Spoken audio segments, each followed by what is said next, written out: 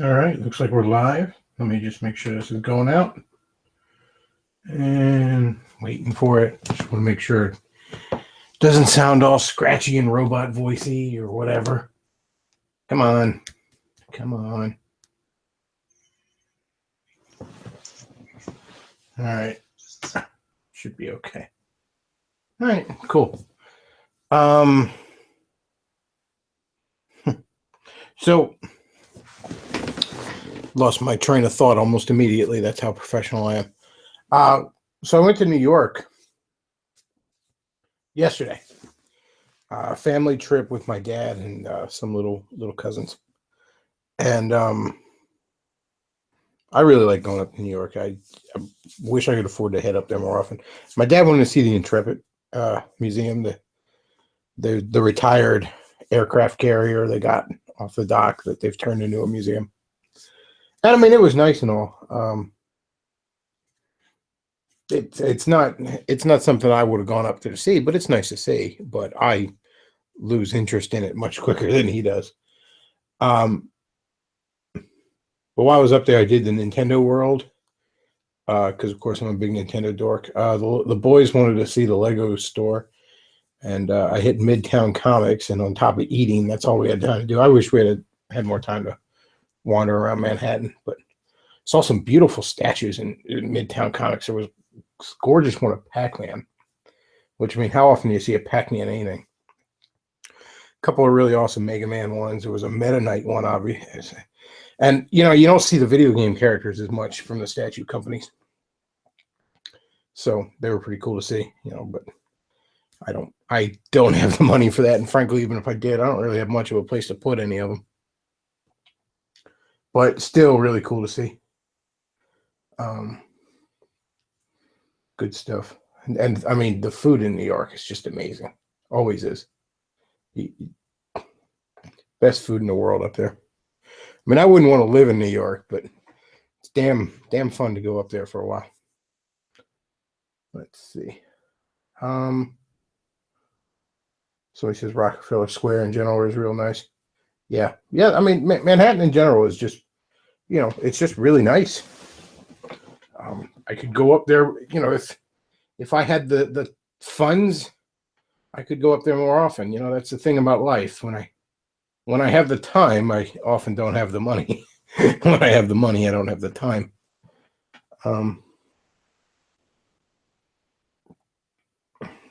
Somebody says, I love how badly RuneScape. Yeah, I watched that video about RuneScape. It put a bunch of faggot pride shit in their game, and all the fans are mad, and of course they're doubling down, and because every company is eager as hell to commit suicide on the altar of gay rights here lately. I don't know anything about that game though, so I couldn't tell you anything that wasn't in the Mr. Matoka video about it. So he says, I've never been to NYC, but upstate is nice. I guess I've been to upstate New York. I don't know, does Syracuse count? I've been up there for Retro Game Con a couple of times. Money versus time, the ultimate challenge. Yeah, no shit. No shit. You got one, you ain't got the other.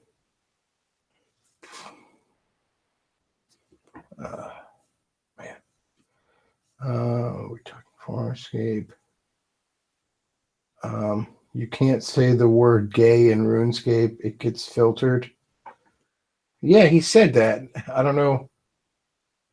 So he says, what is the Nintendo place I keep hearing talk? Nintendo World in New York is, far as I know, the only real Nintendo store in the world. But it's just that. It's a Nintendo store. It's all Nintendo product. Games, amiibos, merchandise, that sort of thing. And it's sort of a semi-touristy trap because, it's got like Mario and Donkey Kong little statues in it. Not little, but, like there's a Mario on a flagpole. As you go up the steps to the second floor, it kind of goes around this Mario on a flagpole thing. They got sort of a history of the company display up at the top. It's a very cool little store.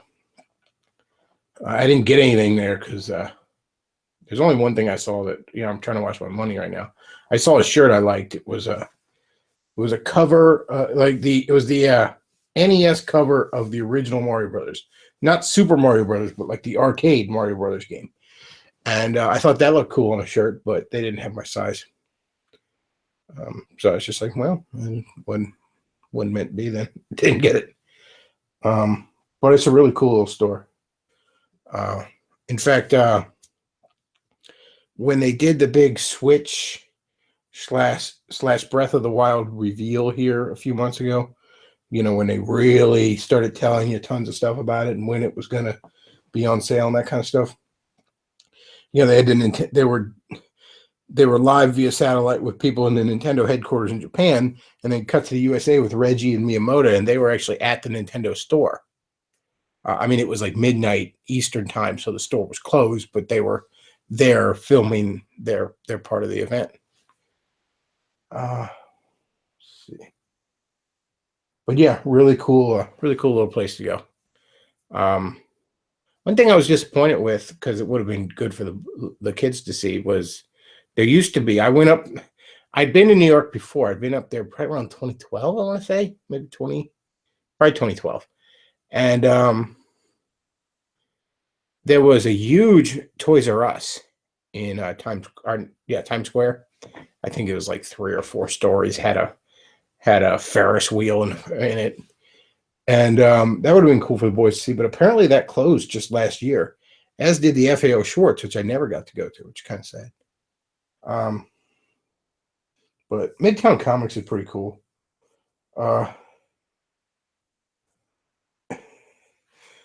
Midtown Comics is nice. It's not quite the best comic book store I've ever been to, which is sort of surprising. It's the one in, downtown New York. You'd expect it to be, one of the best in the world, but I've actually been to nicer comic book stores in the middle of nowhere. But it is a very nice store. Like I said, the amount of statues that was there was gorgeous. I threw up a few on my Twitter. If you're interested in seeing them, like I saw a Mega Man and a Proto Man together there. There was a Meta Knight and a Mega Man X and a Pac-Man, which was gorgeous. I'm not a huge Pac-Man fan, but I've always had a soft spot for it. Let's see. Also, the last time I went, they had the Master Sword that Miyamoto held at E3. They did have a Master Sword replica there. I don't know if it was the same one, but it was by their Zelda display. So it might have been that.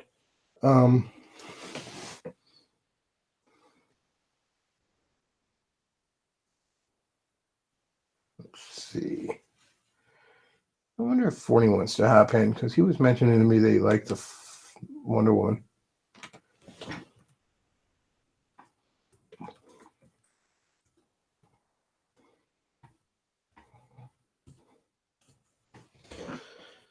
So I was listening to Savage when I was out today. I didn't really do much today, except did some house cleaning and went to the comic book store. I didn't get home till late, and I was all wound up, and so I slept in today, even by my standards. But I went out to the comic book store and then came back. I was listening to Savage, and he posed this interesting question where he was asking like his viewers, like, how do they define his show? Because for better or worse, Savage is not quite in line with your typical talk radio guy. He does a lot more slice of life and philosophy and theology than a guy like Rush or Hannity would ever touch on. And I thought it was kind of an interesting question. So I'll pose it to the chat. See if y'all come up with anything while I'm waiting on Forney to respond here. How exactly would you define this show? Especially sticking to my Saturday night one. Like what would you say this show? How would you define it? What draws you to this show? What draws you to listening to it? Looks like Forney's busy. That's fine.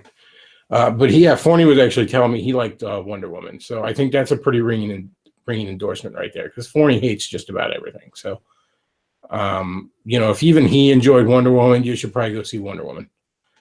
I think I'm very much leaning towards saying it's DC's best film ever.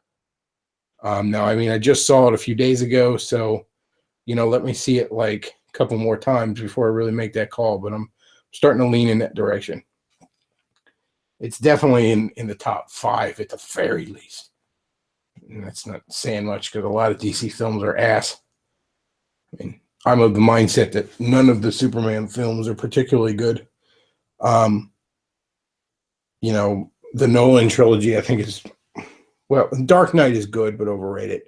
Most people have kind of soured on Begins over the years, and Rises was pretty much seen as a meme movie right from the get go.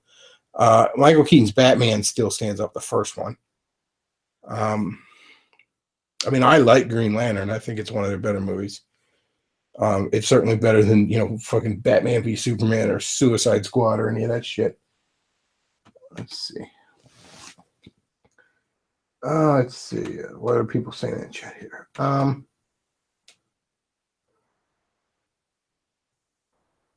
So I guess I got about like somebody says like what draws me to the show, like you dicking around but educational.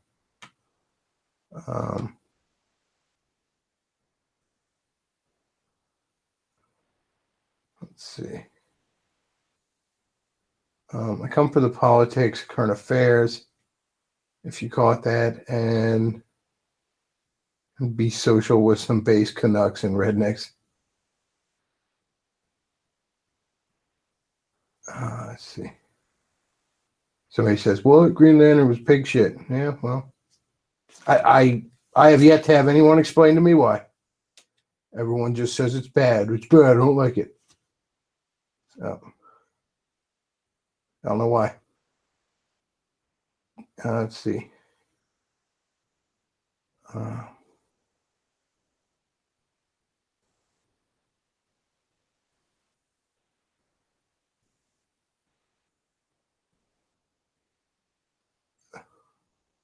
So he says, I was under the impression this was a white nationalist channel. I'm not sure why you got that. I mean, I'm not really all that antagonistic towards white nationalists. I'm extremely sympathetic to their concerns and even many of their goals, but I don't call myself a white nationalist. I never have.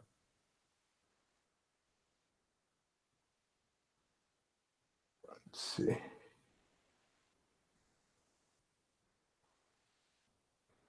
Somebody says movie Bob needs a real life sex doll.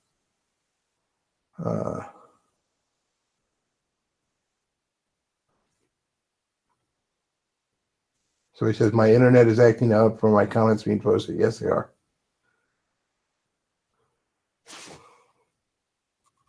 He probably got that impression from a lot of white nationalists that frequent the live stream. Yes, I have a lot of people that call themselves white nationalists that seem to be fans of the show. I have a lot of people that call themselves white nationalists I call friends. But I don't call myself that. I to the best of my knowledge, I've never been accused of that. Most white nationalists wouldn't call me a white nationalist. So no, I don't. I mean, maybe, fucking, I don't know, Thunderfoot might call me a fucking white nationalist because I don't particularly want to see white people run extinct or whatever the hell faggot shit he would say. But other than that,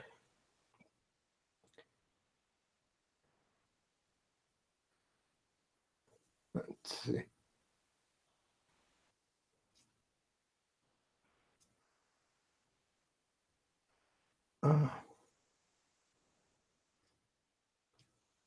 Somebody says to be a white nationalist these days means you have to be into butt sex, right? I don't know if that's to be a white nationalist or to just be on the rightstuff.com. I don't know.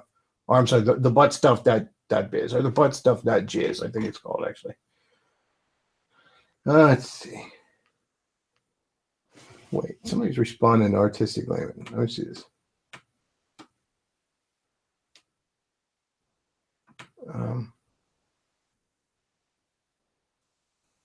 Artistic Layman says Wonder Woman feels like a good superhero movie from the '90s. I'm not sure what you mean by that, because there sure weren't a lot of good superhero movies from the '90s. I mean, let's see. I guess Blade was '98, wasn't it? Maybe '99. And then other than that, nothing. Let's see.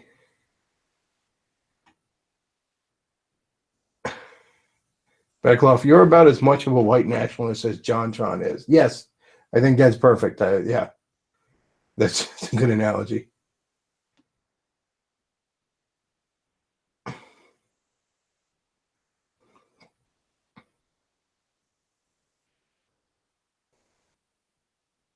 So he says, I don't get the hate for right stuff. Seems like people got bantsed too hard and couldn't take it. I don't know. To the best of my knowledge, they have never bantsed me. I don't believe any of them are aware I exist. No, that's not what it is with them. No, I've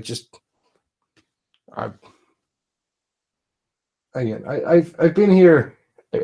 I've talked about those guys all the fucking time, and I get tired of it after a while. All right, I'm not this shit on the fucking butt stuff jizz guys, channel. That's not what this is. I'm not the Sons of Kojima where I just want to hate on some motherfucker all the time. I mean, I got lots of people I like to take pot shots at, but after a while, it's just like,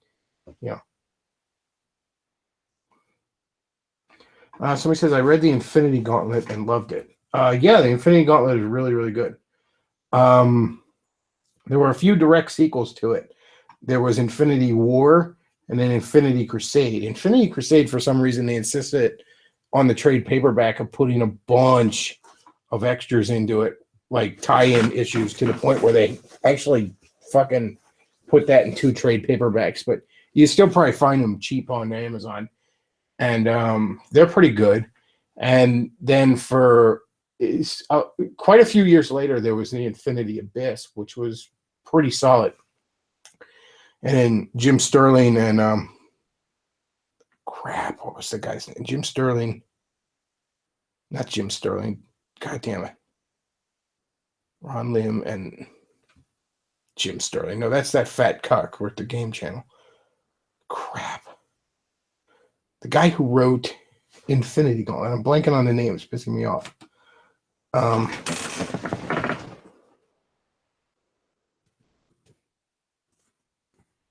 I actually have to look at it.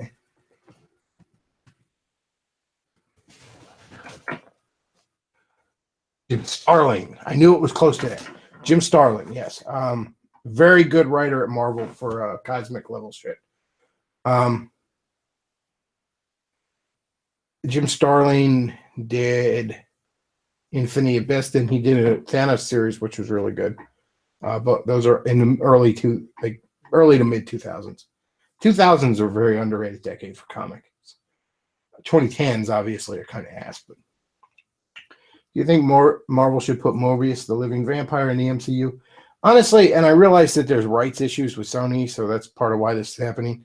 But the Spider-Man should not have been getting a movie. Spider-Man should have been getting a Netflix show, because Spider-Man has a ton of really great villains that you really need to have a TV show to be really exploring it all. Doing a bunch of movies, not so much.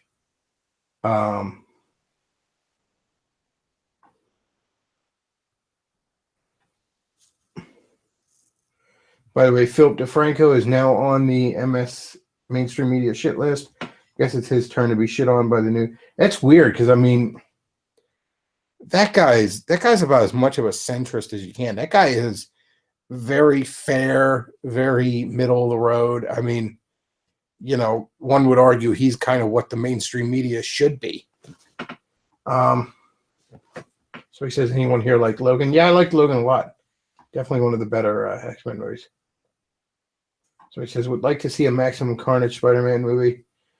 I mean, Carnage is damn near my favorite Spider-Man villain, but I mean, you have to do Venom first.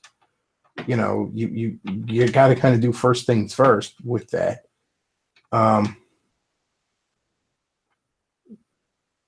Yeah, so I mean, again, if you did a TV show, you could maybe get up to Maximum Carnage by season 3. I mean, you could do a lot of stuff there. Lord knows Arrow and Flash have managed to put a lot of shit in each season.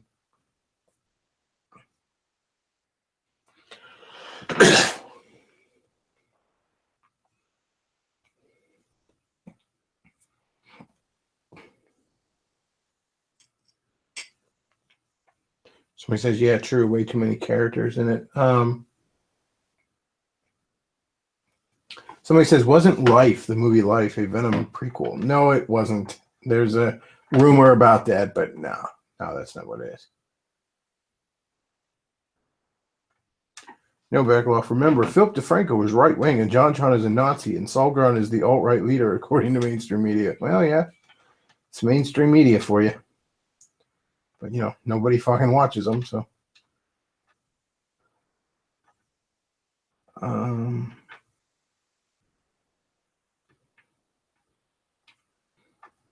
Let's see. Spider-Man Homecoming will decide the future of Sony making movies. Well, Sony's... I mean, I haven't looked at numbers, but I can't imagine Sony's doing that well. They're two very famous flops here recently. There was obviously the Ghostbusters reboot, which finally Dan Aykroyd is decided to stop defending, and he's going after that director Paul Feig. He's finally not being the company man about it anymore and just admitting what he no doubt felt from day fucking one on it. But yeah, also there's this Emoji movie coming up, and that's gonna be a massive fucking flop. Nobody wants to fucking see that. There's gonna be a few fucking kids that drag their parents to it, or parents that take their kids to it because they think it'll shut them up for 90 minutes. But no, nobody's going to fucking see that.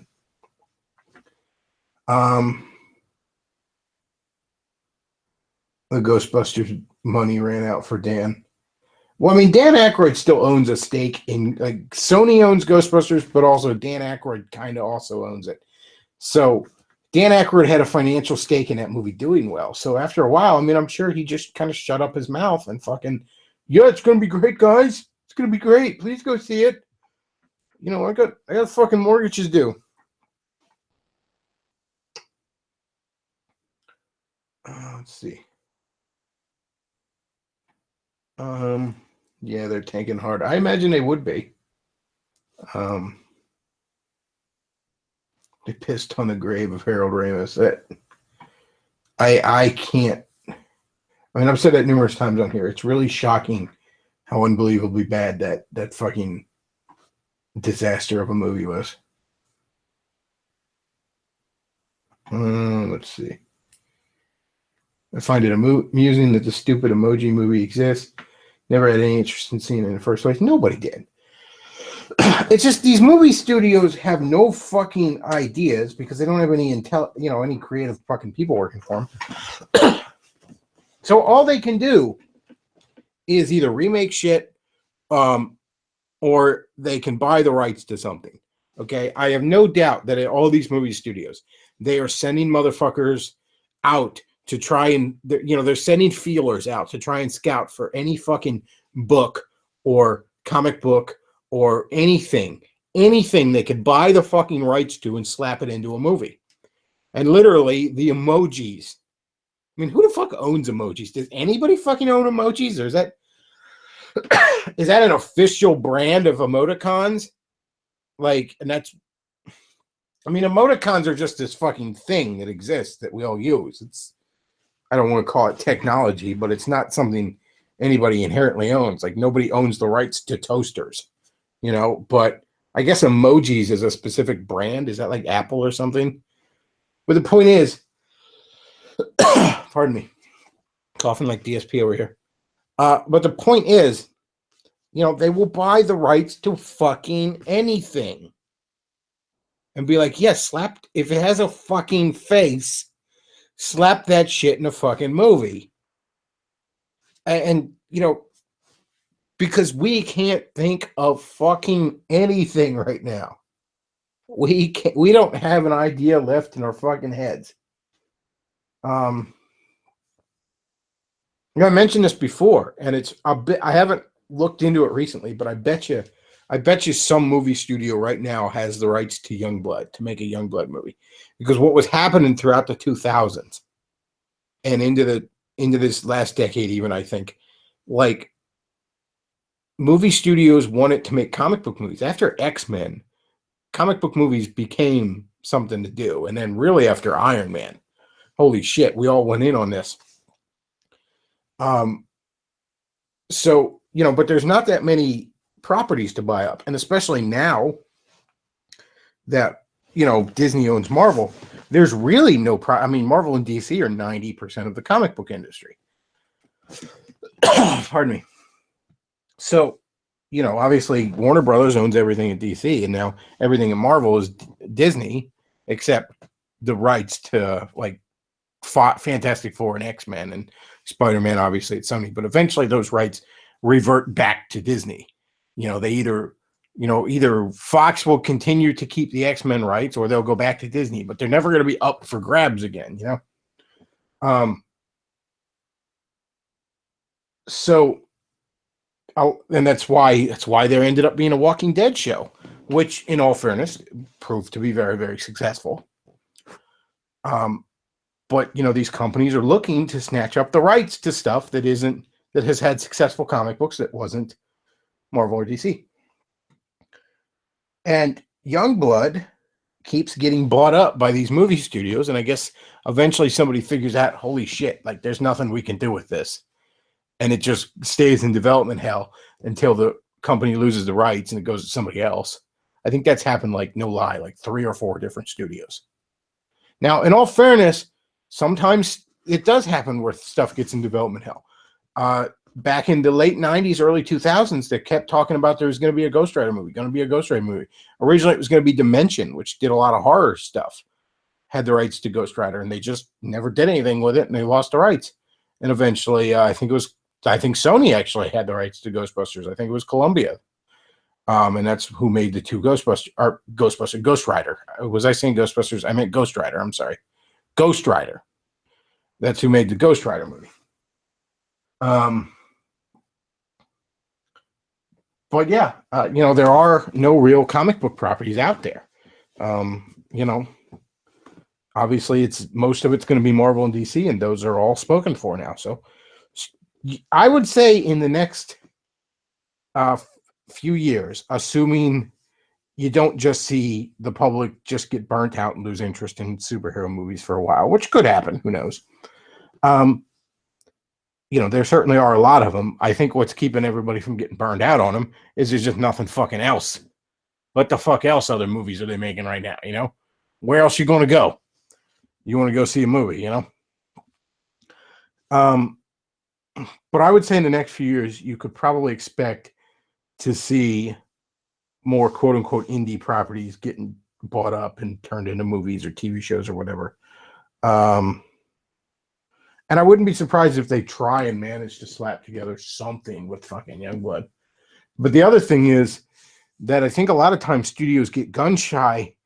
Like, they just immediately buy rights, and then they like look more into it maybe and get gun shy and realize Youngblood's a fucking laughingstock among comic book fans. It's known, but not for good reasons. Let's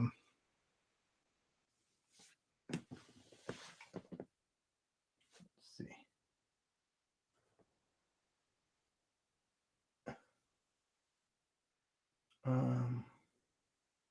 So he says, is Twin Peaks worth watching?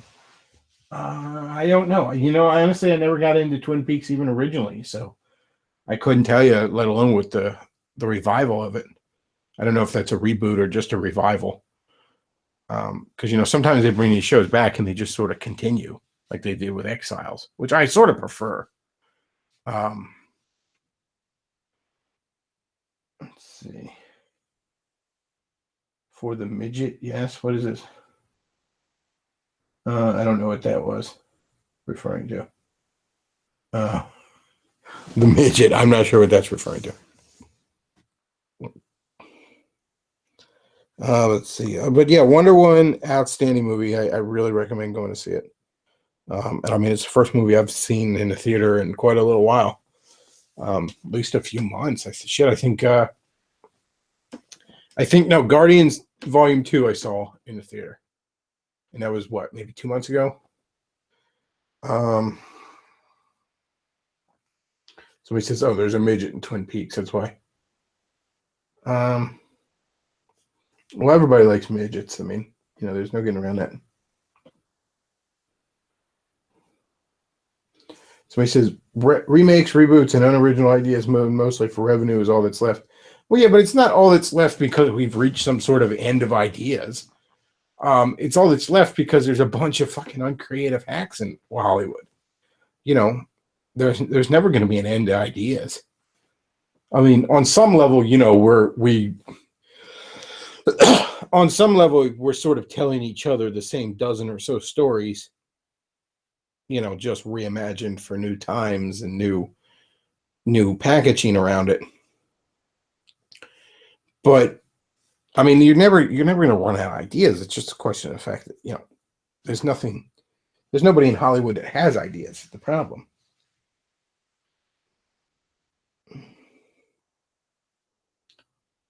Let's see.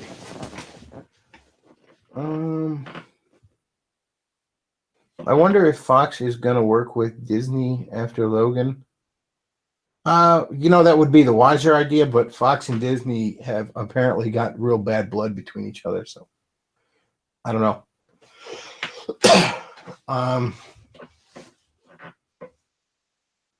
They're supposedly going to do a new version of King Kong versus Godzilla in 2019. Yes, supposedly that Kong Skull Island is a start of a kind of monster movie shared universe. So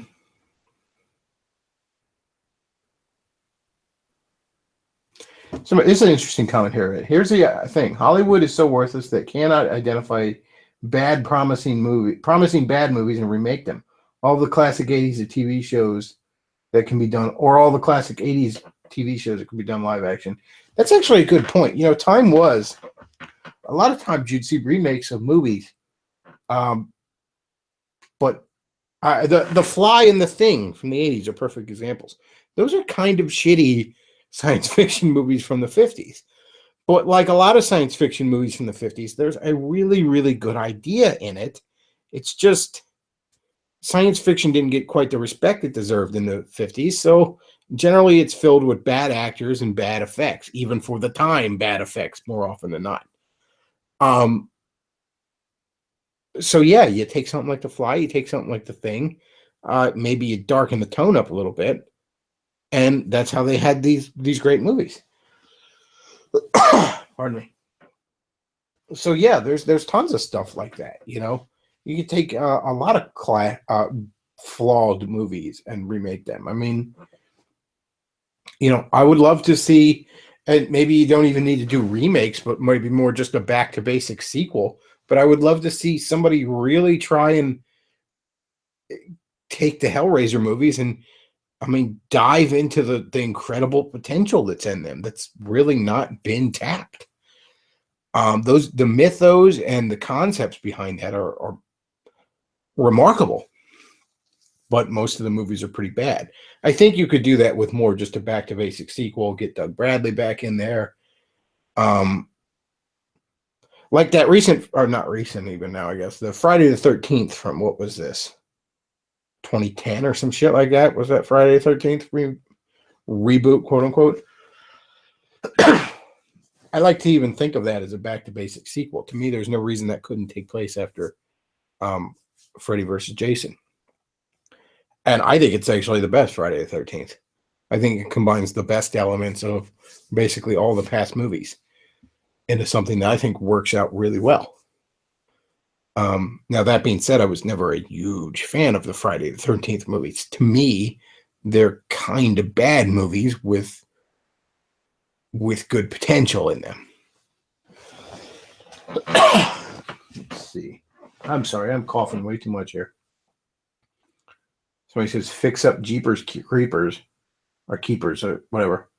To be honest, there are a lot of horror movies from the last 10 to 15 years that I would like to see rebooted, just because there's often really good, like, what's the movie? The Ruins. There's that movie where they all end up like they go to this one pyramid in South America, these stupid tourist kids, and they get infected with this killer plant, and like they can't leave the pyramid because the locals who know what's up there will shoot them if they come down because they don't want anybody else infected. That's got a really good concept to it, but it's not a very good movie. It's not a very good movie for the same reason a lot of horror movies from the last 10, 15 years aren't. It's just none of the characters are fucking likable. Like it's just stupid fucking college kids, and it's always either paint by numbers personalities or they're just all assholes. And I don't feel attention. If I don't care if they live or die, then I'm not scared for them. I mean, I'm not a little kid anymore. I'm not, I'm not very scared of the fucking, thing in the magic fucking box in my room. I know that it's not real, So the mere fact that the monster or the threat itself is scary isn't enough. I need to be scared for the characters. And I won't be if they're all shitheads. I'll just be like, get them. Yeah, kill them. And that's something a lot of these horror movies can just degenerate into torture porn.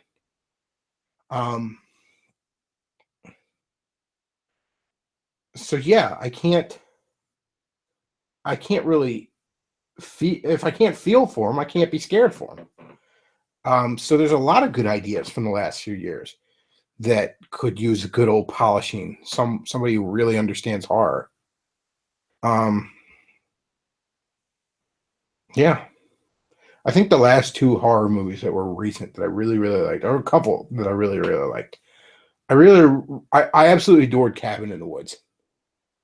I think that was damn near the best movie of 2012. I prefer Avengers when it comes to 2012 movies because that movie just meant so much more to me. But objectively speaking, I'd probably give the point to Cabin in the Woods. Cabin in the Woods is fantastic. It's an absolute love letter to horror movies. What was the other one I was thinking of? The first Paranormal Activity I really like. I never even bothered to see the sequels. But I really like the first Paranormal Activity movie. At first I'm kind of like, this is a big nothing, whatever. And then there's some real tension towards the middle. And then by the end, there's just some real fucking tension. And I mean, the ending of it it stuck with me. Like, holy fuck, I'm going to go to bed clutching a Bible tonight. Jesus. Somebie says It Follows was scary as hell. And I actually, wanted to see It Follows. I just didn't get around to it.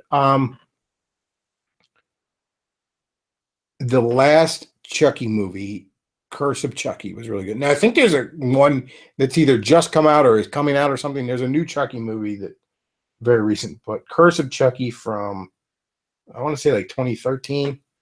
The guy who does the voice of Chucky, his daughter is actually in it, a character that's like in a wheelchair and stuff. Curse of Chucky is the first Child's Play movie I thought was genuinely scary. Now, when I was a little kid, mind you, I thought Child's Play was scary as fuck just because of the monster, just because of Chucky. Like, Chucky itself just scared the fuck out of me as a little kid.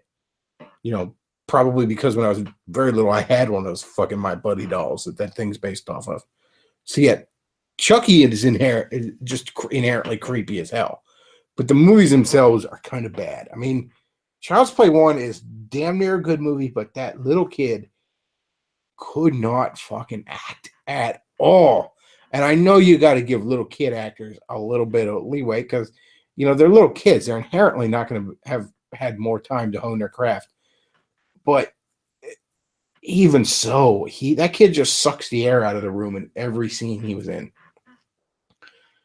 Other than that, though, good movie. But it's just got that one flaw, but it's a fatal flaw. The sequels are rough. The two that are kind of like horror comedies are actually kind of funny.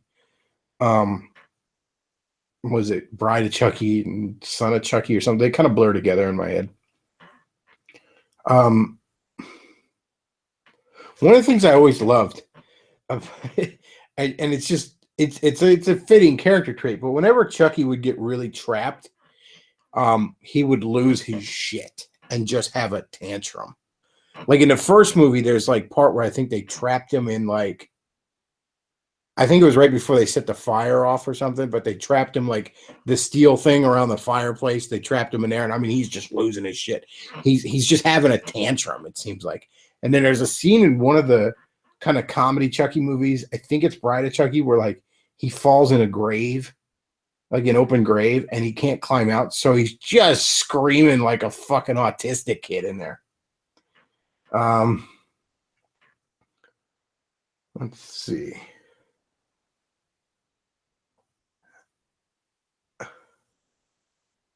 What we got going on in the chat here?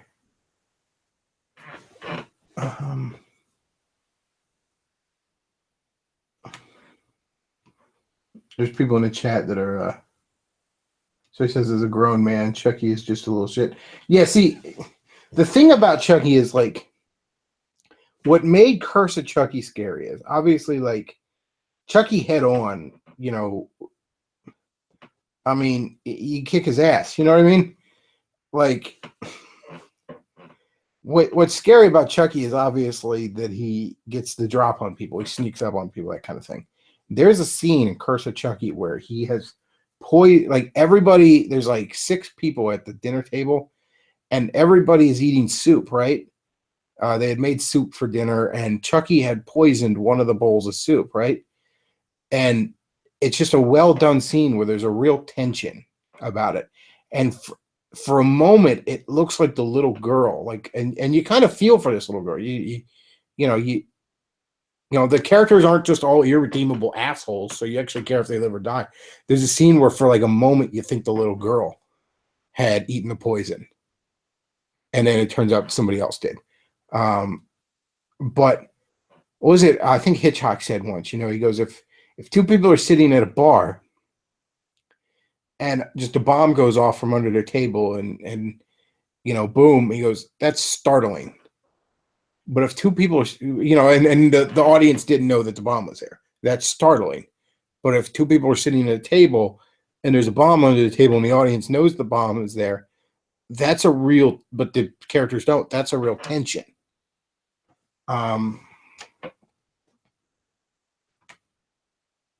So yeah, I really like Curse of Chucky. So he says you can grab Chucky and shove him in the wood chipper. Yeah, I mean, you know, Chucky's not, you know. And to be honest, that's always kind of one of the things. Like, don't get me wrong, the first 2 Halloween movies really really good. But I just don't see Michael Myers as being the kind of antagonist where you can get like 48 fucking sequels out of this. You know what I mean? Like, ultimately, he's just a fucking nutcase. I mean, you just fucking shoot his ass. You know what I mean? Like, I mean, you just get a shotgun and you fucking blow him away, and he's dead. Like, I realize he's big and he's strong and he's so fucking psychotic he barely seems to register pain. But he's still mortal. You know what I mean?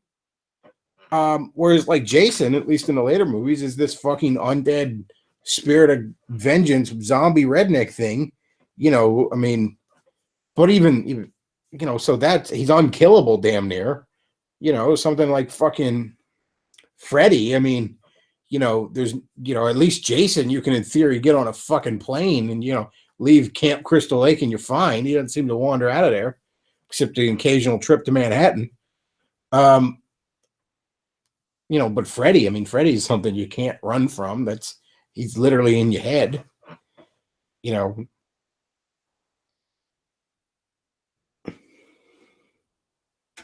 let's see. And that's one of the things that made the Terminator so intimidating in the first movie. It's just this slowly creeping up to you wall of unstoppable death. That you know, what do you even do about it? You know.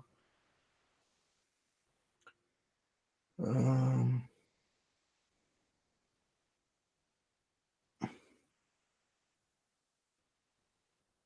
Somebody says, yeah, they originally planned Halloween for being an anthology series, which is why the third movie is completely unrelated.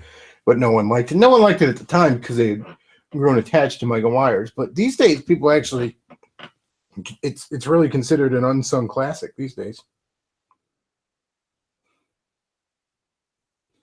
So he says, didn't they shoot Myers with rockets and shit? LOL. I don't remember. I remember like one movie he got fucking beat up by Busta Rhymes. Like there's one movie where he gets shot at the end, but then the next movie retcons it to say that he had fucking put the mask on some hospital worker or something. It's like, I mean, if you're dealing with somebody that, you know, is supernatural by nature, you know, somebody who's, you know, then, like, I mean, how, you know, you can always argue that Freddy could come back, no matter how much you exercise that fucking monster away. He was dead from the get-go. You know what I mean? You can always argue he's clawed his way back out of hell yet again, and make another movie. Same with Jason. You know, by resurrecting is kind of his fucking power. You know, the fucking Chucky, his soul got into another one of those fucking dolls. I don't know why they keep making those damn things, but there it is. Put the mask on Chucky. Do I see a crossover? You know, no lie. This would be the tit. You know, because shared universe is all the fucking rage right now, right? And Freddy vs. Jason did well enough. If these studios got together and tried to do some real shared universe stuff with all their different you know, different horror icons and shit, similar to what Universal used to do back in the day with all their monster movies, you could have something really special there. I mean, it could be an absolute fucking train wreck. I mean, as we've seen with Marvel and DC, you know, shared universe can either work well, or in DC's case, it can be a fucking train wreck. It depends on who's in charge. You know, any good idea can be a fucking train wreck if you don't have somebody worthwhile in charge. Let's see. It's just Jason versus Aliens versus Predator. Well, you know, no lie, there was actually going to be a. They were thinking of doing a Jason versus Freddy versus Ash from Evil Dead follow-up movie to that, and there was a script written, and before anyone really could talk about it, I guess Bruce Campbell got wind of it and said, "No, I don't want to do it. I'm too old to play Ash." And so the script got shelved. And I think a few years later, it actually got turned into a comic book miniseries, and it was a good read. But what's funny about that is, just, you know, here recently, Ash came back to the Evil Dead character with the TV show of it because, or Ash, fucking Bruce Campbell, he came back to it, even though, you know, nearly a decade before he had said he was too old for it. But I guess now the rent's due. So, you know, a little behind on the mortgage there, huh, Bruce? So time to go back to that thing you said you were too old for almost a decade ago. Let's see.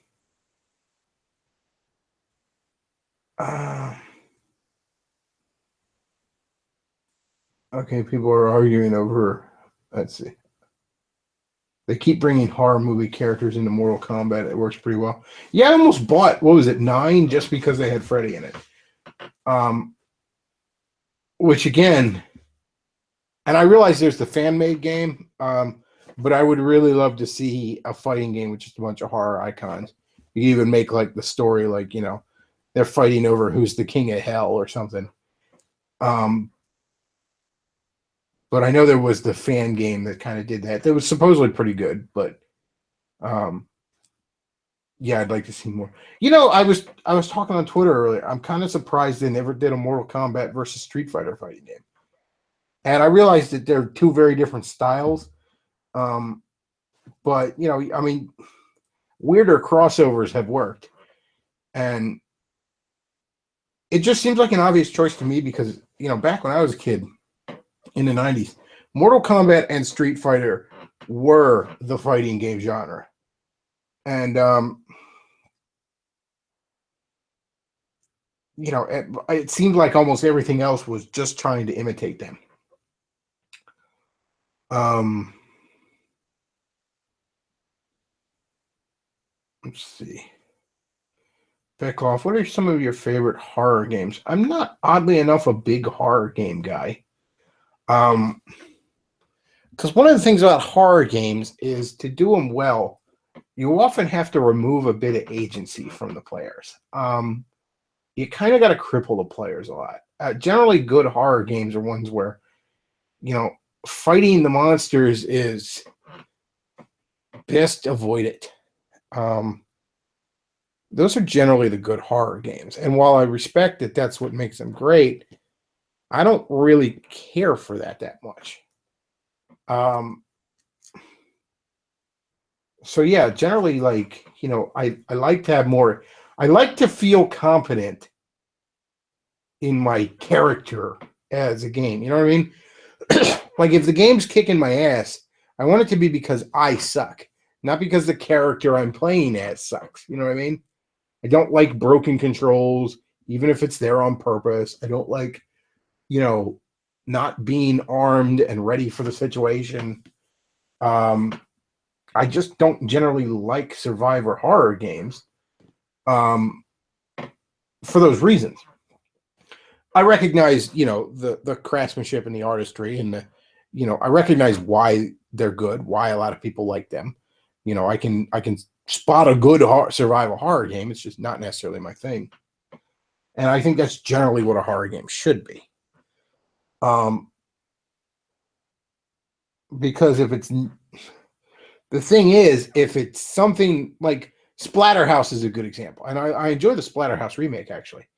But Splatterhouse is an action game that has horror elements. Kind of like how Terminator 2 or Aliens, the second Alien movie, are more action than horror. They just have horror elements in them. Because just, the nature of it. The protagonist is not horribly outgunned or horribly defenseless, as it were. I mean, could you call Doom a horror game? I wouldn't call Doom a horror game, for example. And I really like Doom. I like Doom. I like Doom 2. I never played the, what was it, 2004 Doom or whatever. I just didn't like the artistic style in it. I do intend to check out the new Doom. But I really like Doom 1 and 2. That's one of my all-time favorite games, but I don't know necessarily if I'd call it a horror game. I call it an action game with horror elements. Horror implies something where I'm genuinely scared. Don't get me wrong. As a kid, there were times playing fucking Doom where I was quite on edge. So, I mean, maybe Doom kind of skirts that because you are sort of, it's very, very easy for things to go horribly pear-shaped in Doom. You have to approach things with caution. You can't, I mean, maybe some people can, but generally speaking, it's not a good idea to just run around fucking, half cocked. Generally in Doom, I thought it was a good idea to, approach each new room with caution. So he says Dead Space 1 and 2 were decent. I have not played them. I couldn't tell you. I've heard good things about them, though. I watched an anime based on Dead Space once that was ass, but I don't know if that's fair judgment on the games, obviously. Let's see. So he says, I think the best horror games are those which make the player delve into cosmic horror, not necessarily being scary. So like Bubsy 3D then? Is that what you were talking about? The kind of thing that's more just horrifying than it is scary. Like, how could this happen? Let's see. Looks like people are arguing over the fucking future of South Africa in here. I don't really care. Not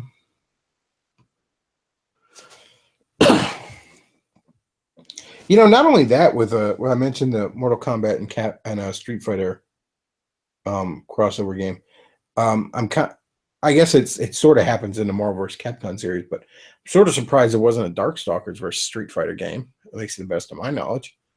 Darkstalkers were pretty cool. There is a Darkstalkers versus Street Fighter comic book out right now over at Uden, which is, I think it's 3 issues in, and if you count issue 0, because comics are weird like that. There was 0, 1, 2, and 1 and 2. It's pretty good so far. Pardon me. But the other thing that kind of surprised me, speaking of these fighting games, is, and I realized Mortal Kombat versus DC was not well received. I thought it was okay. It's not the greatest game in the world, but it's got a lot of fun DC characters in it. I enjoy it. It's a good time with my buddy, a friend when he's over, play it for a few minutes, have some fun. And that's really all I ever want out of a fighting game, to be honest. But I'm kind of surprised there was no more DC versus Mortal Kombat comic book, especially since I believe Mortal Kombat is owned lock, stock, and barrel by Warner Brothers, if I'm not mistaken. I think that game company got bought up by Warner Brothers, but I know DC is doing the Mortal Kombat comic book that's going on right now. The other thing that kind of surprised me as I look back is that there was never a Marvel versus Capcom comic book. Now, I realize that, I don't know, I mean, you can't really have a Capcom shared universe. You can't really have a universe where, Street Fighter and Darkstalkers and Resident Evil and Mega Man, all take place in the same fucking world. That doesn't necessarily work, but I mean, a good kind of story would be like something happens in the Marvel universe where it's like other beings from other realities are getting sucked into it, and all those other realities just happen to be these Capcom realities. I mean, that'd make a pretty bitchin' comic book. It's kind of a shame they never did that. Let's see.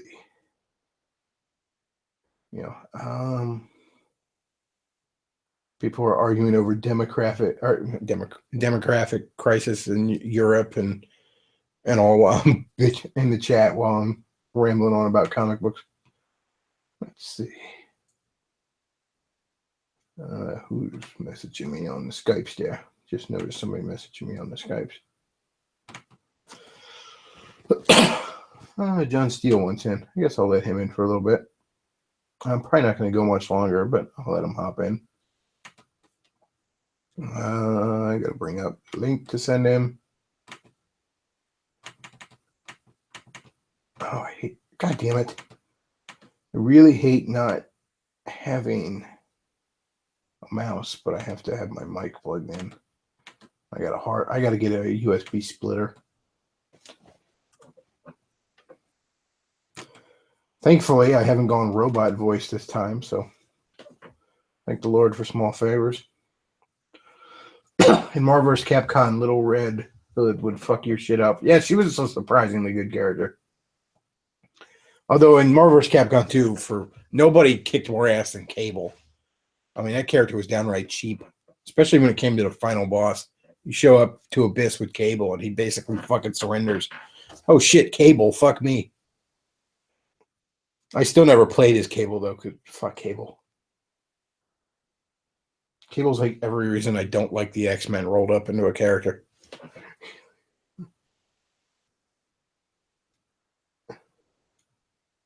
Let's see.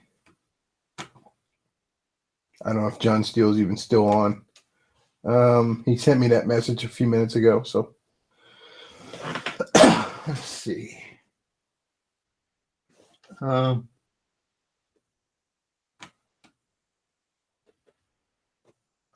Liberals have the worst political cartoons. One pick is just a wall of text. Well, it's often said, but it remains true. The left can't meme.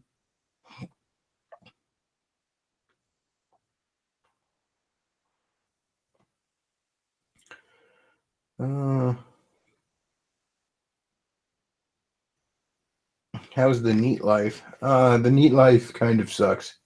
I got to get a fucking job soon. I never mind the fact, the money being tight. It's too much fucking free time, man. I mean, maybe if I was like stupid rich and I could just travel all the fucking time and stuff like that, it'd be fine. Not, being a neat. But I mean, you got to watch your money when you're on fucking unemployment. Speaking of which, if you enjoy this show, do donate below, because tips of any size are greatly appreciated, especially now. But yeah, just sitting on ass. I don't know how DSP does it. I gotta say. Somebody says the left has no humor. Well, that's because to have humor, you have to have a soul. And they sold theirs to Moloch.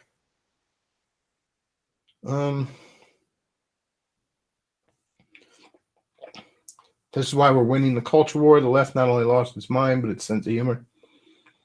The fact that the left are such joyless, humorless shitheads is really the best thing the right has going for it right now. Hey, John Steele, what's going on? Hey, how are you doing? Oh, not bad. Just streaming on a lazy Wednesday night. All right, I am going to ask you a question, and you probably don't want to answer it, but I really do want to hear about the back issue collection, because you went to a real comic book store in New York City. And my main interest in comic books is about back issues. I know this is not your forte, but it is mine. So I get to pick your brain. Well, I mean, it used to be my forte when I was more of a collector, but, I kind of just got out of it for various reasons. I will say that, like, it's a good back issue bin. And I did actually buy a back issue. I bought crap. I'm blanking on it. What the hell did I? It was actually a semi-recent. You forgot already? I bought a semi-recent issue of Amazing Spider-Man just because the cover caught. And I haven't been reading Amazing Spider-Man much lately. But it was from the last few years, just because the cover caught my eye. It was like Mary Jane's on the cover in like the Iron Spider costume. And it's like, is Mary Jane the new Iron Spider? And I'm like, all right, I'll bite. But most of the back issues are relatively recent. I'd say last 10 years. Okay. That's not what I would call back issues post 10 years. That's what I can say. I mean, there was a little bit of it, like your main titles, they had a good amount from the 90s, 80s, and 70s. And they had some pretty key issues, like, behind the glass and up on the wall and stuff like that. Like they had a few that I noticed were they had the 2 issues where Gwen Stacy dies, like that 2-issue arc. They had the 3-issue arc. There was like the first Carnage. What else do they have up there? They had a crap. I'm blanking. They had some of the Days of Future Past X-Men stuff from the 80s. Oh, okay. Well, that's some good stuff. Yeah, okay. Did you notice if there was a Marvel or DC bias in what was hanged on the wall? It looked a little bit more Marvel than DC on like the key issues. The rest of it, like the back issue, just the regular back issue bin and the trade paperbacks and all those looked about 50-50. I think where they're making a lot of their money is off of the statues and the toys and the stuff like that, because they had tons of that stuff. I mean, they had walls and walls, and I mean, I don't believe I've seen a better statue selection in a fucking comic book store. Now, that said, I don't generally get a lot of statues because they are stupid fucking expensive. I mean, statues are hundreds of dollars. Like I think looking at over here at my one shelf, I've got a few, and most of them were like Christmas presents. You know what I mean? Like right. I got a Carnage statue. I think my dad bought me like 3 years ago for Christmas. Sometimes if he's hanging out with me at a comic book store and he sees me drooling over a statue, he'll just kind of make a mental note of that. He opens up the wallet. Yeah. Well, that's him and I both are the kind of guys that do Christmas shopping about half the year. You know what I mean? We just kind of keep a mental note of things and that sort of stuff. The only one I really bought with my own money, where I'm like, okay, I got to have this fucking thing, There's a statue of Mary Jane, and it's crap. I think no, it's not J. Scott Campbell. It's based off of some Babe artist work, but it's Mary Jane like bent over washing Spider-Man's outfit in like a sink. Actually, I would pay good money for that. It would well. This thing was fucking hot because it was a very limited run even for statues. And I remember I want to say this was it World 2006, something like that. And I remember, and I was fucking flush with cash at the time because I was working a job that was raping me with mandatory overtime. So I had tons of money and no time to spend it. So I was just sort of, I had the money, and the guy wanted $500 for it. And I was like, and then finally I'm like, I come up to him with like $350. I offered him $350, and he's like, no, man, this thing's hot right now. And I'm like, yeah, but it's because it was like Sunday afternoon. I'm like, yeah, but it's one less thing you got to pack up. And he's like, I think it was like we came some close to $4. And I mean, I felt silly paying $400 for this fucking thing. And I got a deal. You know what I mean? There were motherfuckers stabbing each other over these damn things. But I felt like for the lug, it was funny too. Like it's hard to explain to somebody like, yeah, I paid less than $400 for it, and try to explain to non-fans like, trust me, I got a deal here. You know, I paid less than $400 for this thing I put on a shelf. Well, yeah, it's all about the understanding that there are people that would pay more for that gladly. Yeah. I mean, for the most part, if I want something to put on a shelf, I get like, action figures, because, a $20 action figure can look nice on a bookshelf too. Well, the thing, I never was personally into collecting action figures and stuff like that, unless I was doing the 40-year-old virgin type of thing, where the guy, in the original casing and the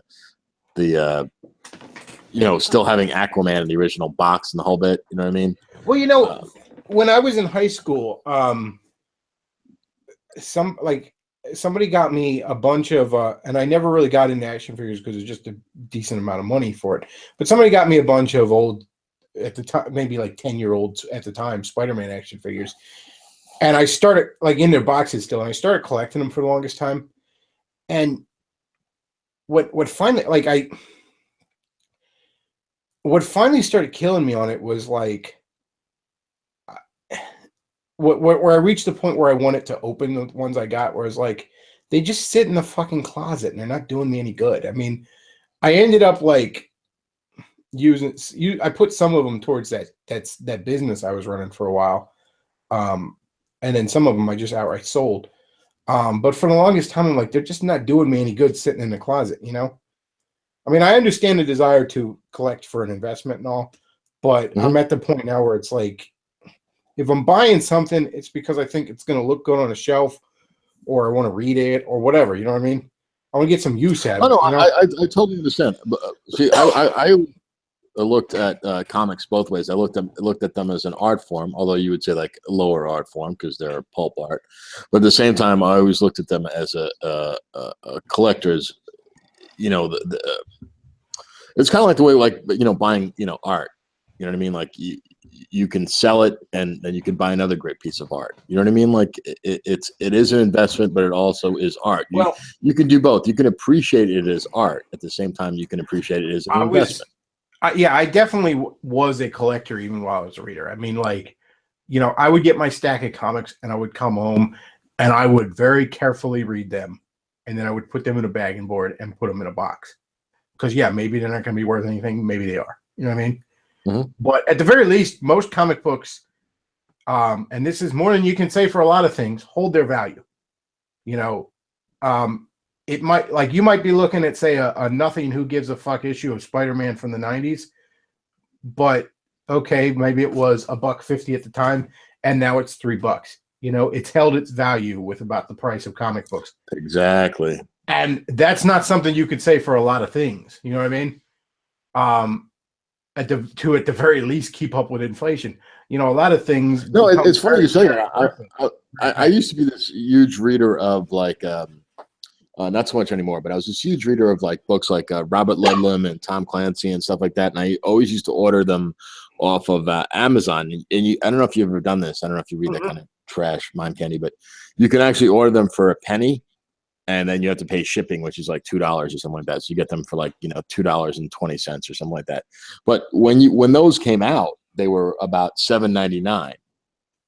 So Yeah, paperback books are a good example of that. I mean, a used paperback book is basically, a dollar bin kind of situation. You know what I mean? Yes, exactly. So, I mean, I would buy those books, like the used, and it totally, because, I was into, I went through a big phase where I was into reading all that kind of shit.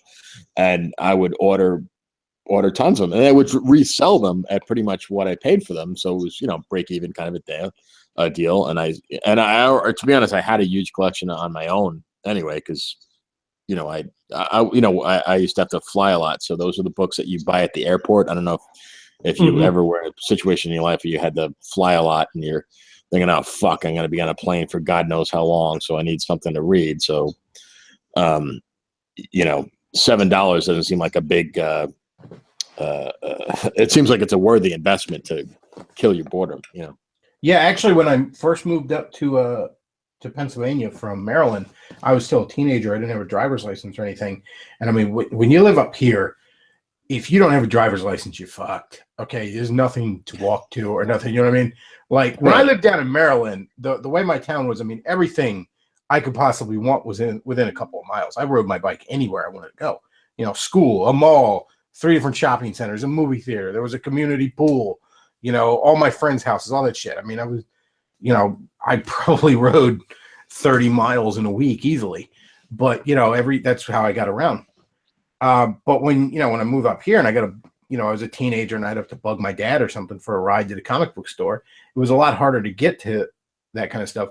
So what I used to do was, it was a better investment, both money and time wise, is at the time, this was the late 90s, early odds. Marvel was putting out a lot of paperback novels based on their characters. And I used to do that because partly it was like, you spend $7 and you got more entertainment value out of it. You know what I mean? It took you a lot longer to read a novel than a comic book. Right. Even the same price worth of comic books.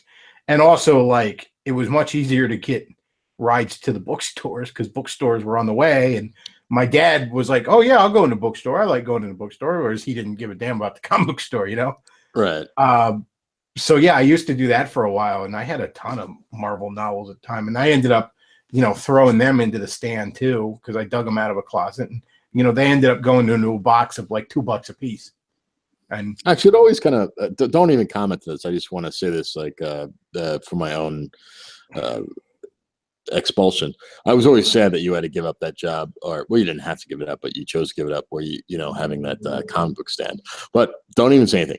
But speaking about the novels, comic book novels, do you remember the first bestseller that was a quote unquote comic novel? Bestseller? I don't know. I'll give you a hint. I'll give you a hint. It was DC. Like, are you including like trade paperbacks, like graphic novels? No. Like, actually, it was a book. Like an actual textbook. I don't. Batman. Maybe, what? Like what? The novelization of one of the movies, or Dark Knight was the first bestseller as a book, like a standalone book. Like Dark Knight Returns? I was gonna say, no, the one from 1989. That was the first bestseller. Oh, okay, yeah, I know what you're talking about. Yeah, I know. DC's had good luck with like novelizations of comic book story. At least they did in the '90s. Yeah, no, it was a quote unquote novel. A novel, like the same way The Bourne Identity is a novel. It was a novel. Yeah, I know. Like DC did a novelization of a series called Kingdom Come, which was like this alternate future story, and the novelization is surprisingly a good read in and of itself. Just because, I mean, novels tell a story differently. They're much less visual, so you get a lot more, inner monologue from various characters. Yeah, and also a lot of the what's the word? The visual representation that is graphically drawn drawn has to be written out. You Mm-hmm. know, so like I can't remember the name. They call him the Dark Knight, or I can't. I think, yeah, was it Batman: The Dark Knight? I think that was the first one. This is going back to the '80s, and that was the first one, and it was this huge hit. I mean, it was they released several issues of it, and they didn't know it was going to be this huge run. And if you read it, it's really cool because he doesn't call himself Batman. I remember there's a scene where the guy goes, "What are you?" And instead of saying Batman, he goes, "I am the Knight." Like meaning not Knigt, but Nigst. There was a novel here recently, last couple of years, called Enemies and Allies, which was like, it was basically taking Batman and Superman and setting them in the 1950s, like in 1950s America. And it was sort of the story of their first meeting in that kind of universe, that kind of setting. Pretty good read. I remember back in the 90s, there were tons of great Marvel novels. A lot of Spider-Man ones, a lot of X-Men ones. There's a couple You're talking about novels, like the novels. Yeah, actual, like there was this sort of like Venom trilogy where there was the Venom Factor, and then there were two other books in the series that had to deal with like Lizard and Dr. Octopus, in which Venom is just in them. This was kind of a trilogy of books this one author wrote. There was another Spider-Man trilogy where it was like the first one was like a team up with the Hulk, and then the second one was like a Spider-Man and Iron Man story, and then the third one was with the Fantastic Four. And it was kind of a trilogy because in the background of the first two, like there's this stuff going on with Doctor Doom where he's slowly like basically like he picks up the pieces from both of those failed villains' plots and tries to make his own better device out of it. There was a straight just one story trilogy called Time Zero, which was a X-Men Spider-Man crossover, which had like time travel elements. I think Kang was the bad guy in it. That was a pretty decent read. But yeah, there was tons of good stuff. Did those sell? They sold pretty well. I don't think they were ever like huge, New York Times bestsellers and shit like that, but they sold well enough that, I mean, Marvel was churning them out for basically a decade plus. Or just about a decade, I guess. They kind of petered out in 2004. But yeah, they were churning them out for a while. There was an Avengers one with the Thunderbolts. Most of them were really kind of vague into when exactly they took place, but a few of them were like they actually would state exactly where this took place in like continuity. Well, that's another problem you have with these novels is like what is canon and what is not. And that's the same thing that happened with like Star Trek and Star Wars, because both of those have been novelized, or there's all these expanded universes and stuff like that, and they both have huge followings, but it's not canon. Well, with supposedly with Star Wars, they kept really good. Like they tried to keep as much stuff like of the expanded universe in canon as they could. I guess just they knew better than to piss off their most loyal fans. But I think with Disney, they were just like, fuck it. Like Disney doesn't care. There's a guy I actually went to high school with, and I wasn't friends with him, but he was in my senior year, and he ended up writing books for. It was either I can't even remember if it was Star Trek or Star Wars, but he wrote a whole shitload of them. Yeah, I wish I remember his name, but it's been so long since I graduated high school. But a lot of those novels were pretty good, though. Well, like for example, in the Star Wars universe, there was this whole idea of I don't know how much if you've read any of the novels, the idea of the way they expanded what the Force is. Like there's Force-aware planets and this whole kind of thing, and the way that their galaxy was invaded by people from another galaxy and all that kind of stuff. I mean, it got really cosmic and crazy and out there. I remember one that it was kind of a sequel to Star Trek 4 called Probe, where they actually like expand it more on what the nature of that probe was. It was destroying the world, and they had to get the whales to talk to it and stuff. Oh yeah. And the one thing that stuck out at me, and it was just one of those little oddball facts, but they like Spock was thinking, because again, you get more character monologue, and Spock's thinking about whales and stuff, and he starts thinking to himself how his home planet Vulcan doesn't have anything like that because his world is much older and the core of it is kind of like not totally cooled, but much more cool than Earth. So he's talking about how there's much less titanic activity on his world. Like there's far fewer mountains. The inner core is cooled down to the point where there's far fewer mountains. There's basically no volcanoes, and the oceans are still are now very shallow. And he said it was predicted that in like a couple million years, Vulcan, without any interference from people shoring it up, but erosion would eventually cause Vulcan to be nothing but one shallow ocean. Someone wrote, Vulcan sucks because they have no whales. Thanks, Seth. Vulcan sucks because they have no. Yep, that's what.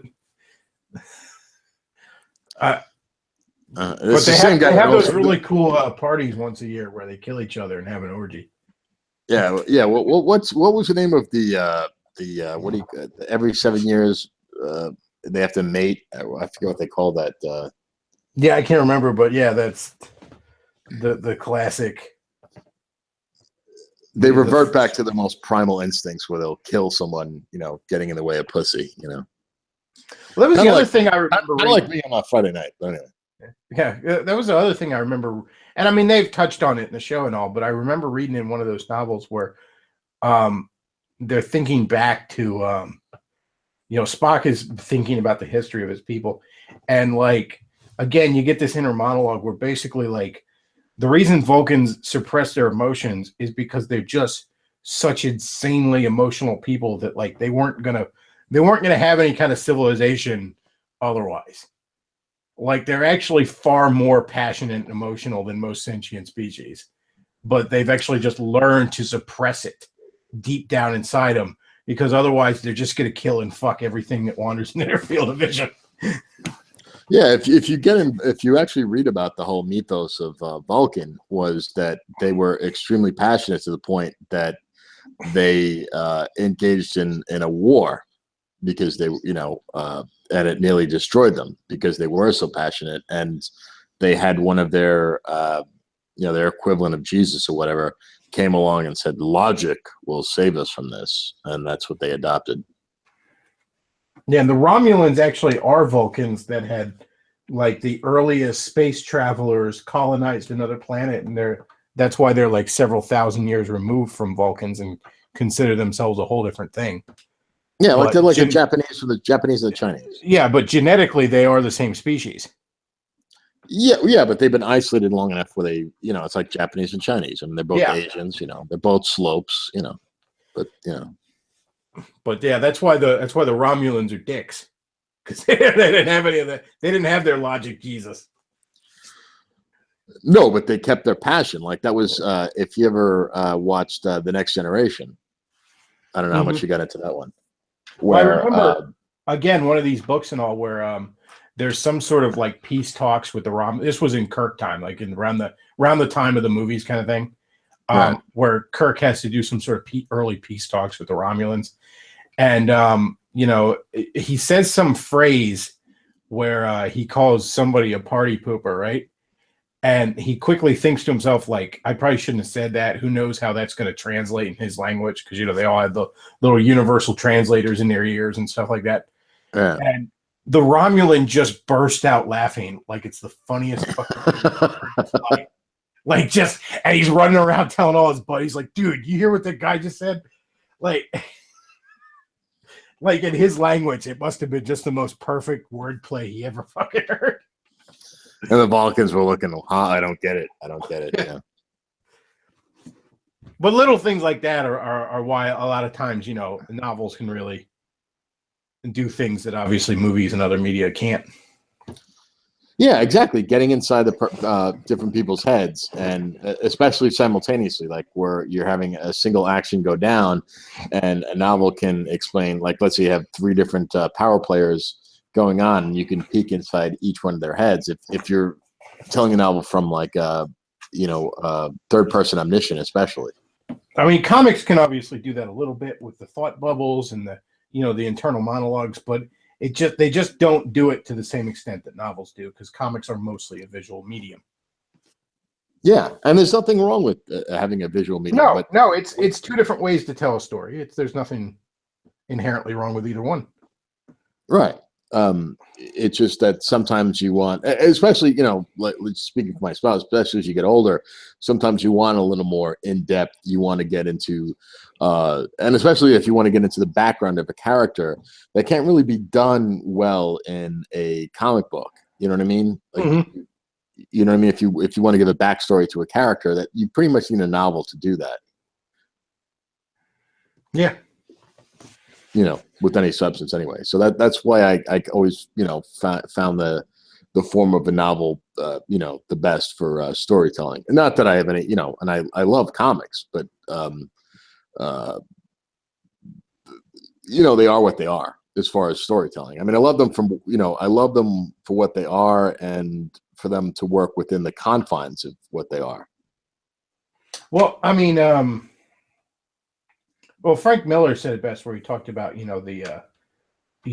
when comics try to be movies, it fails because it is a different medium, and there's obviously, things that film can do that comics can't, but there's things that comics can do that film can't. I mean, what perfect example is there's, that one scene in the Justice League Avengers crossover where George Perez, who's just an amazing artist and continues to get better with age, there's this epic. The Avengers are on top of this skyscraper. They're in the DC universe, and the Justice League confront them. And they're like, the ones that can fly are flying, and the ones that can't are standing on a little platform Green Lantern made. And like there's this epic cityscape you see in the background where, I mean, you could see little people on the street. You know what I mean? Mm-hmm. Like, it's that detailed. And I mean, in theory, you could do that if there was a Justice League Avengers movie, an animated movie. You could do that. But with just this big splash page, I mean, you're a reader. You take as long as you want with it. You have time to admire every little bit of detail in what would otherwise be a brief scene as one character saying something to another. Well, yeah, that kind of goes along with the same argument of, like, how would you explain the Mona Lisa in a book? You can't. Yeah, exactly. So there's so much nuance. If you got an extremely talented writer and artist combined, and they can, like the whole idea of a picture's worth 1,000 words, or maybe 100,000 words, depending on the ability of the artist. So it can transcend language. Well, what a good example in novels, that Spider-Man X-Men 3-part novel where there's time travel and all. In the middle part, it's called it was the past, present, and future were the 3 parts, and in the middle part, for like Cable or Bishop and Spider-Man, were they get shunted into a parallel universe when they're supposed to time travel back to the present, right? And Spider-Man describes this sickening feeling of briefly passing through the non-existence between universes. Like, and I can't remember how the writer exactly described it, but there's no way you could visually convey it. You know what I mean? Mm-hmm. You'd basically have to have a blank panel with him thinking stuff, there's no way you could have conveyed that in any kind of visual medium, because you're just truly describing how a character feels, very briefly. And again, that's something only a novel could have done. Well, not to necessarily disagree with you, but one of the reasons actors are good actors is because they can emote without speaking. so they can express an emotion that you can't, we don't even have a single word for. You know what I mean? Like that's what a great actor can do. Well, yeah, Can you I mean, look at a great actor can express an incredibly deep reservoir of disgust and confusion from it. But again, what that guy describes of briefly passing through non-existence and for the briefest of moment, not even sure if he exists kind of thing. You could, I mean, you could have an actor like, with words and perhaps even be very powerful, describe that, when they arrive in the alternate reality and all, but it's just something much better delivered, I think, in a novel. Oh no, yeah, I would agree. Totally. Yeah, it's kind of like when the scene from Hamlet when he's trying to explain his melancholy to his best friend. Like what a piece of work is man, how noble in reason, how infant faculties. You know the quote, right? But and likewise, there's certain visual things. I mean, there's certain fight scenes that I've seen in movies and all throughout the years where I just don't feel like almost anybody but the most talented writer could have conveyed just, exactly how amazing it looks. You know what I mean? There are times, like you said with the Mona Lisa, where you need to see it. Different stories are told, can be told different ways, and sometimes should be told in a specific way. Actually, that's an interesting thing to contemplate, whether or not it is possible for, let's say, a brilliant writer, if it would be possible for them to describe, let's say, an action scene purely with words. Yeah, you take some of the most amazingly choreographed action scenes you've ever seen in movies. You know what I mean? And describing it in words often wouldn't do it a great deal of justice. And again, getting back to I'm wondering though, like, could a really talented wordsmith, maybe he could do that? He could, but just generally, it's that type of thing is going to lend itself to a certain medium. All things being equal, an equally talented cinematographer is going to be able to do more than that with an equally talented wordsmith. You know what I mean? Right. No, I'll give you that. Or a perfect example, like, video games, a very new medium and all. You could tell a story in video games that is little more than one guy fights through an army of villains to accomplish this goal, right? And it feels so much more in depth than such a story would feel like in a novel or a movie even, because you sort of are that guy going on the journey. You know what I mean? There's that interactive. Well, element. Yeah, well, that's not a fair comparison, because based on how you move the fucking joystick is depending on what's going to happen. So that's not the same thing as reading a novel. It's not like you're watching someone else play. It's because it's more interactive. Simpler stories feel more profound in it. You know what I mean? Okay. Because your sort of experience. I mean, you take, like, say, a Double Dragon. Some guy had his girlfriend stolen, so he fights through waves of enemies. Now, don't get me wrong. There's been some fun 80s action movies with basically as thin a premise as that. But it's still like, it makes it feel like some guy stole your girlfriend and you're going to kick a bunch of people's asses. You know what I mean? Which is a feeling that a more passive medium like a novel or a movie can't quite give you. Okay. So even a simpler story is going to, but likewise, a more complicated story often won't work in a video game because, you feel like you're just pushing buttons between cutscenes. You know what I mean? Yeah, it interrupts the flow of the, yeah. So again, actually, Zach asked a question. Can someone explain to me why in Star Trek they were able to conquer faster than light speed, but they just can't figure out how to heal the spinal cord? That's a fair question. Yeah, you'd think they could basically grow you a new fucking spine, or I mean, especially after the Borg. You would think, like, after the whole thing with the Borg, like, doctors would have figured out how to make the nanites benign to fix parts of you. Yeah, exactly. I mean, like, Picard's got to still have a bunch of them in his bloodstream. You can't totally remove them, so you'd think they'd be able to figure that shit out, but just nobody. Yeah, like a nanite transfusion. No, whatever's wrong with you. Just inject the benevolent nanites inside your bloodstream, and they'll fix whatever's wrong And with it's you. got to be a way to reprogram them so they don't turn you into fucking cyborg zombie mind rapers. Yeah, it's a fair question. That's a good point. I mean, I wouldn't necessarily want to be the first one to volunteer for that test subject, but still. Well, it would depend though. If I was going to be like just a head, yeah, or, that's true. I would be like, yeah, sign me up. Because I don't want to be a head. If you're dying on the medical table, you're like, all right, just make sure there's a guy with a phaser nearby in case I turn. Like it's The Walking Dead or something. Yeah, put it on maximum kill. Yeah. Can someone explain why the victims are always getting into huge fights with the Wookiees? The Vulcans. No, he's saying why the Vulcans are always getting into a huge fight with the Wookiees. The Vulcan. Okay. Because I don't know why in Star Wars does every planet seem to have one geographical feature? Good point. Like on the desert planet, is it like over at the poles? Is it like a normal forest? Yeah. Well, why is it that they only have one? 99% of the time is like on Earth we got all these different races. We got whites, blacks, Asians. Astrologues. These people with 65-degree IQ and all these other planets. They just got one race of people.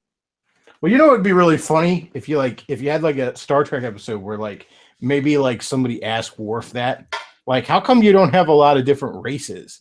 And then Worf is all offended, what, you can't tell us apart?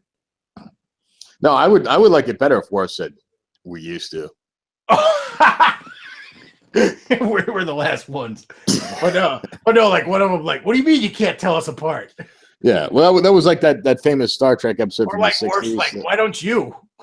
Yeah. Yeah, he hadn't noticed, yeah. But yeah, that's another silly thing about the whole idea of I think Bill Maher had a funny skit about that. Is what is it about all these people in outer space? They're all exactly the same. They have 2 arms, 2 legs, except their eyes, their ears, or their nose are different. But other than that, they're exactly the same. Well, yeah, I mean that's just the budget restraints and all, and you know what? I was actually having this conversation with Davis. He was like, "How come it?" He was saying "Well, how come in Marvel there's no weird alien races? You could draw whatever you want." And I'm like, "Well, Davis, that's the thing. There actually are. It's just they don't become very popular because ultimately people look at these, whether they realize it or not, and they're just seeing it as metaphors for different human races. So when you have weird fucking horse bug monster alien looking things, they don't become as popular because people don't resonate with them. You know what I mean? They don't identify with them. So Marvel has tried to throw, for example, all kinds of weird ass aliens. I mean, over at DC, you just look at the Green Lantern Corps and there's every fucking design for aliens you can imagine. But which are the ones we tend to follow? The ones that look more or less humanoid. Well, yeah, Those it was the ones that become popular. Well, it was the same thing they did in Star Wars with the Jedi. They showed there's all these Jedi of different races and stuff like that, but the only ones that got the main roles were the ones that were human looking. Obi-Wan and what's his name, Anakin and stuff like that. You know what I mean? Those were the even the Emperor Palpatine. These were all the human looking ones. The other ones just got when the Emperor gave his order, 666, kill them all. Those are all the ones that looked funky and had shaped like frogs and shit like that. They were all killed. Yeah, some of the more hardcore fans would want to follow that kind of stuff, but by and large, the only real villains in Marvel are the only aliens in Marvel that are completely not humanoid that got popular were ones that were basically villains. There's the Brood that are basically Marvel's version of xenomorphs. They became very popular. Galactus is a famous villain in Marvel Universe. And there's various kind of cosmic gods in the Marvel Universe. But as for alien races, yeah, the ones that became popular were the Kree and the Skrulls, and the Skrulls are shapeshifters, but they're basically green guys. The Kree are basically blue guys. There's actually there's some Cree that are like, they call them the pink ones that look like white people, and they're actually like they're the ghetto race. Like nobody likes them among the Cree. Like they're the minority of births, and people like treat them badly and stuff. Like, ew, you're one of those pink ones. Well, what did you told me a story about in the Star Trek universe that the Curzons were like the the Kazons. It was in Voyager. Oh, Yeah, the they're like the niggers of the galaxy or something. Well, they even look like they got like greasy, nappy, disgusting hair, and they live on like desert planets and shit. Even the Borg didn't want anything to do with them. They just like spit them out. They just there's like a 7 and 9 thing where they're like an episode 7 and 9 where they're talking about the Kazon, and they were at 7 and 9 talks about how the Borg just like fly right by them. They like we won't assimilate them because we're trying to create perfection. We were going backwards. We're trying to create perfection, and a Kazon drone could only take away from that. So like my buddy and I used to joke that like the Federation need to harness the Kazon to fight the Borg. Like they did, like every ship should have a Kazon on board. And if the Borg come by, you just beam them on board the Borg cube. And then you see the Borg cube just stop and like blow them out the airlock and just fly away in disgust. Like you just see like foomp, and then you just see his dead body go out. And you don't even need torpedoes. You just fucking beam Kazons onto them, and they're like, "Ew, I touched it." Or like there'd be like 3 Borg cubes, and you beam one into the center one, and the other 2 just fire on the middle one and destroy it and fly away. Stop this infection now.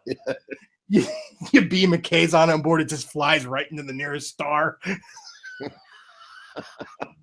Yeah, it triggers the auto destruct. Yeah. Oh my god, we touched it. Oh, that's funny. But yeah, the Kazon were so they were so fucking ghetto that the Borg wouldn't touch them. Yeah, that's got to be pretty bad. They don't even want you as drones. They're like, yeah, you. Like, ew, look at its hair. Yeah. So yeah, the Federation needs to harness the Kazon to fight the Borg. Yeah, that's the problem is though. Yeah, fuck all this transwarp drive conduits, man. You just fucking harness the Kazons, and the problem is you have to keep a Kazon on board. Yeah, you keep them in like Stacy's, like inside of like a Stacy's inside of a torpedo tube, and you just launch it out there, when need be, Oh, there was an article a while back I saw, because I saw somebody in the comments mention this, where it was like one of these social justice warriors was pushing that there need to be more Muslims in Star Trek and Star Wars. Oh, and geez. I'm like, first of all, Star Trek, and this is kind of to its detriment, tries to abandon all religion among the humans, but there have actually been Arab characters in Star Trek. The Dr. Bashir was from Arab ancestry, but no, he wasn't a Muslim because nobody had any religion in Star Trek. But I just remember commenting under it because, like, this is all those kind of articles deserve as trolling. It was like a PBS article. I just commented under it, like, Star Wars already has sand people.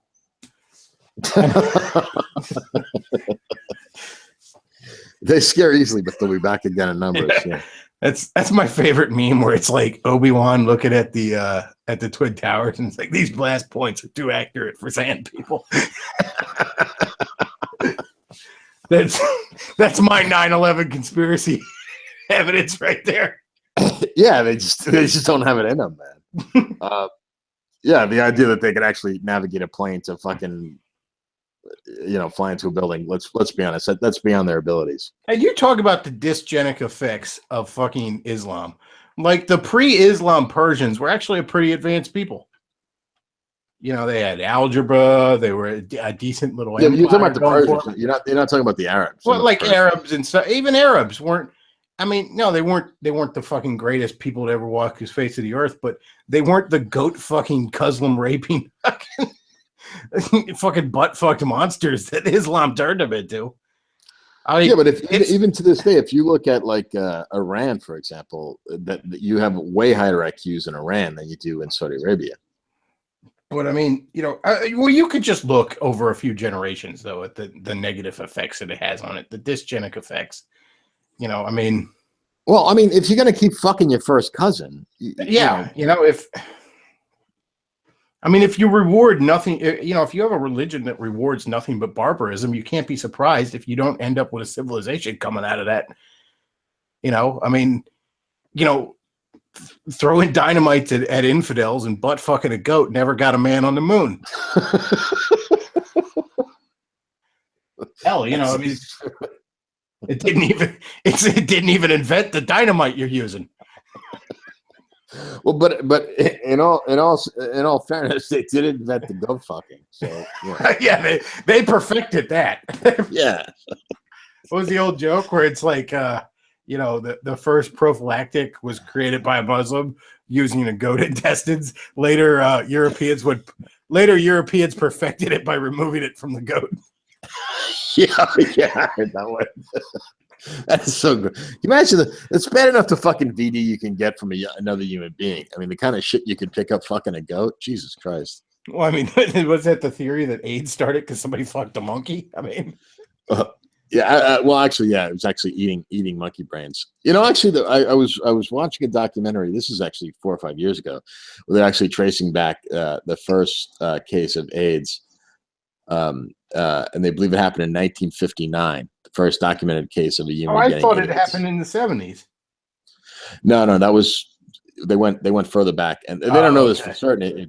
They're hypothesizing it based on the symptoms, everything like that, and it happened to a native African, and whose immune system completely broken down. And it was because I think they used to eat baboons, and it was blood on. It's transmitted through blood. It's not an airborne transmission and stuff like that. So that's how they believe that that was the first case of it. They believe 1959. I can't remember the documentary it was, but it was quite interesting. But yeah, the first documented case of a person showing up, I believe showed up in a French hospital, was a woman who had a 0 T cell count, and that was in 1979. I remember, but an old Saturday Night Live bit. Back when Saturday Night Live was watchable, where it was like, making fun of STDs, and it was like James Bond went in for a checkup, and the doctor comes out and he goes, "I'm afraid I have some bad news, Mr. Bond. It seems you have 74 different venereal diseases." And then he goes through it. He's like, "I'm a little confused because like 3 of these are only found in sharks."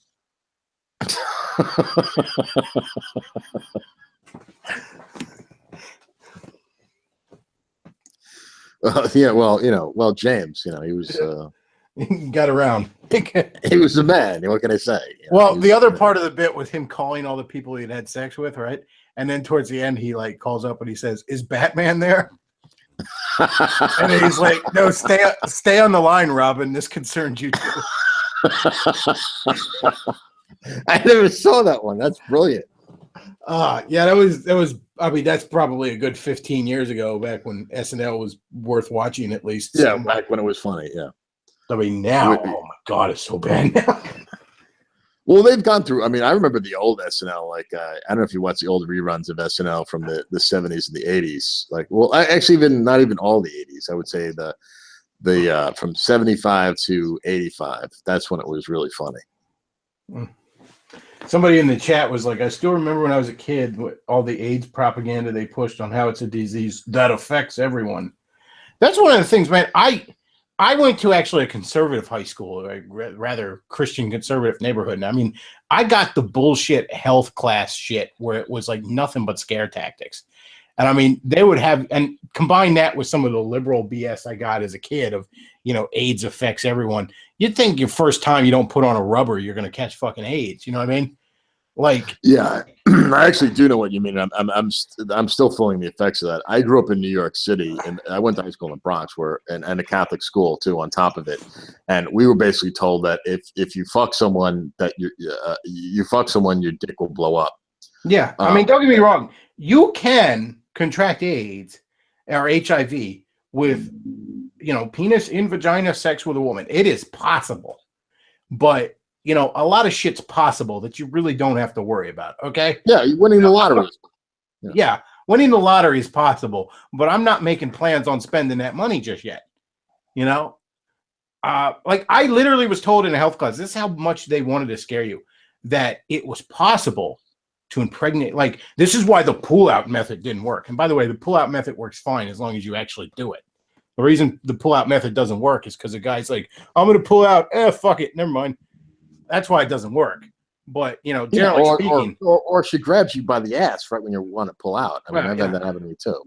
But generally speaking, if you don't nut in a chick's pussy, you're not going to get her pregnant. That's sort of how that works. But I was literally told in my biology class that this is technically true, that it is possible to get a woman pregnant with pre-cum.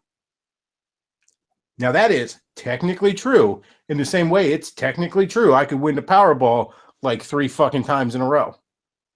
But it's not very likely, okay? It's very unlikely that 3 little swimmers that leaked out of your dick are going to make it to the finish line. It sure is possible. Don't get me wrong. But you know what? If you get a woman pregnant with pre-cum, that kid was meant to exist, all right? That kid's like John Connor, all right? You were supposed to have, you need to marry that woman, okay? Yeah, you cannot prevent Judgment Day. Yeah, come on. Yeah, but yeah, that's such horse shit. And then one of the negative effects of that kind of scare tactics on kids is, like, I knew kids in high school that said they didn't want to use condoms because they were useless, because they would try and tell you that, like, condoms are breaking like all the fucking time and shit like that. No, as it turns out, to certain venereal diseases and to especially pregnancy, condoms are extremely fucking effective. Yeah, and I've never had a condom break in my entire life. There's certain skin-to-skin diseases that condoms aren't going to do much for you. Well, actually, I think I know what they were going with that. Yeah, it is true that, like, genital herpes or genital warts, things like that. That is true, because you don't act. You can get those not just on your dick. You can get those, around. Yeah. And then no, that's true. You can do that. And actually, large portions of the population have. There's like a version of herpes that isn't officially classified as an STD. It's basically just getting cold sores once in a while, and like little kids end up getting them and shit like that. Oh, that's the herpes that you get on your mouth. Yeah, but it's like it doesn't end up on the lips or anything like that. It's just where you get cold sores once in a while in your mouth. They're supposedly like incredibly high levels of people that get that, because I mean, little kids. Yeah, well, a lot of kids. Yeah, that's the one that a lot of kids get. They said they get it when they're babies, because adults kissing babies. Yeah, and I mean, little kids just sharing fucking juice boxes or shit like that on the playground to do it. Yeah. Right. But I mean, actual, real fucking, the kind of herpes that people think about when they're thinking about herpes is a whole different thing. Yeah, especially like the herpes on, like, I mean, that would freak me out if I'm getting a cold sore on my dick, or really shit. I'd like, or God forbid, virus. What's going to happen to me? Am I dying? Yeah, or a wart on, that's some freaky shit. But I think there is some truth that I don't think condoms do a good job about protecting. I'm not really up on that, but I don't know how good of a job they do protecting against that. Generally, though, they are extremely good about protecting against HIV and pregnancy. Yeah, they're very good about that. And then, but it was just. But the whole idea about, like, as long as if you're just having sex with the penis and vagina sex, and you're not doing anything like too freaky, you're not going to get AIDS. Okay, no, you're extremely unlikely to get AIDS. Not that we're going around saying go fuck an AIDS skank. I'm just saying that no. If that was true, then everybody would have AIDS. Yeah, most. If you're a heterosexual man and you're not an intravenous drug user, you're not very likely to get fucking AIDS. And you're not fucking a girl who's an intravenous drug user. Yeah, and I mean, actually, hold on one second. By the way, you're talking robot voice. You might want to. Oh, God damn it! Hold on one second. I'll be right back. 1 second.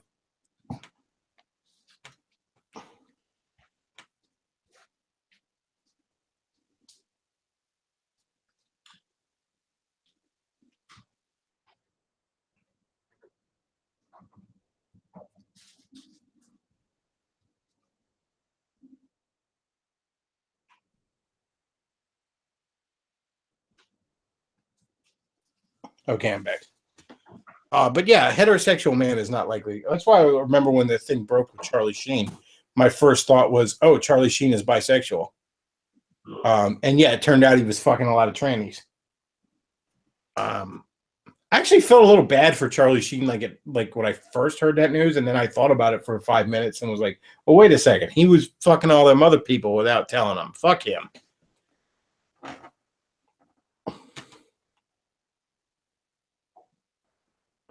Somebody says that was the mandatory retard sex segment of the Bechtloff podcast.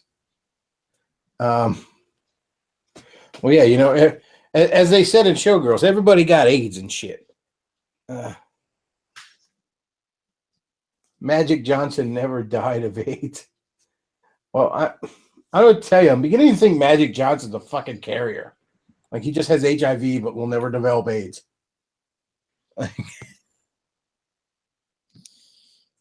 Yeah, did you get robot voice fixed? Yeah, it should be all right.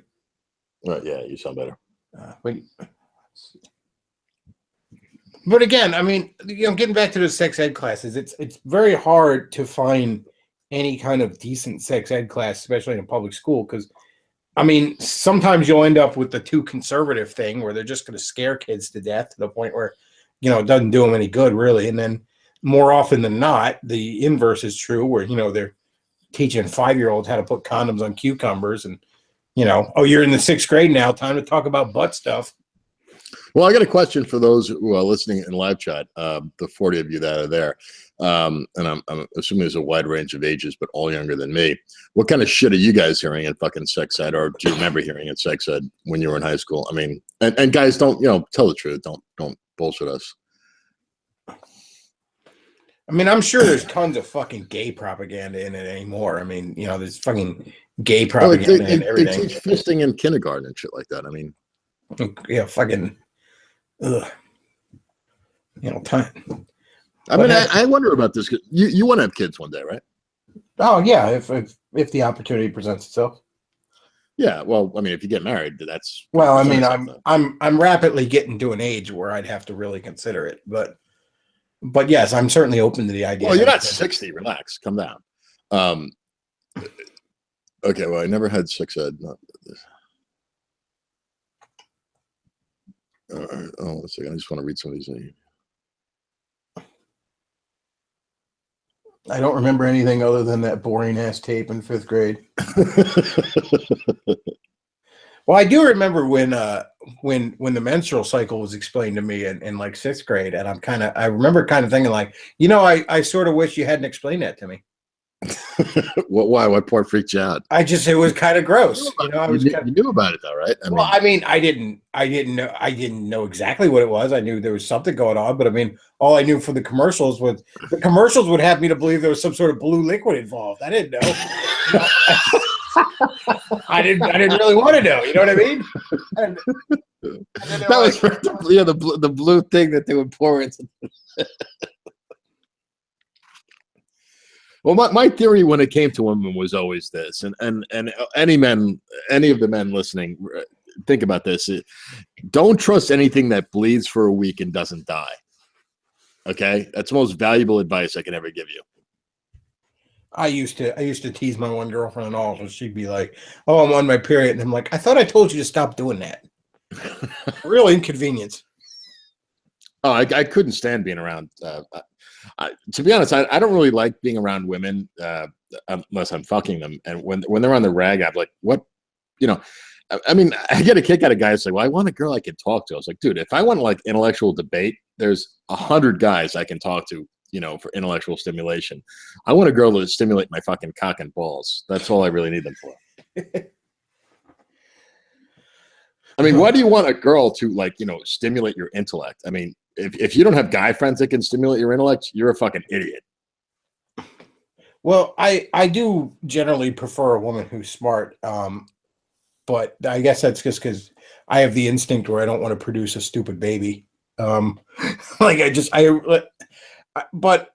there's don't get me wrong. Don't get me wrong. I'm not saying I want to be around a stupid woman. Well, first off, I never want to be around a woman that's more intelligent than me. Yet I've yet to meet one. But even if such a creature does exist, I certainly don't want to marry it because I would end up slitting her throat, you know, while she slept.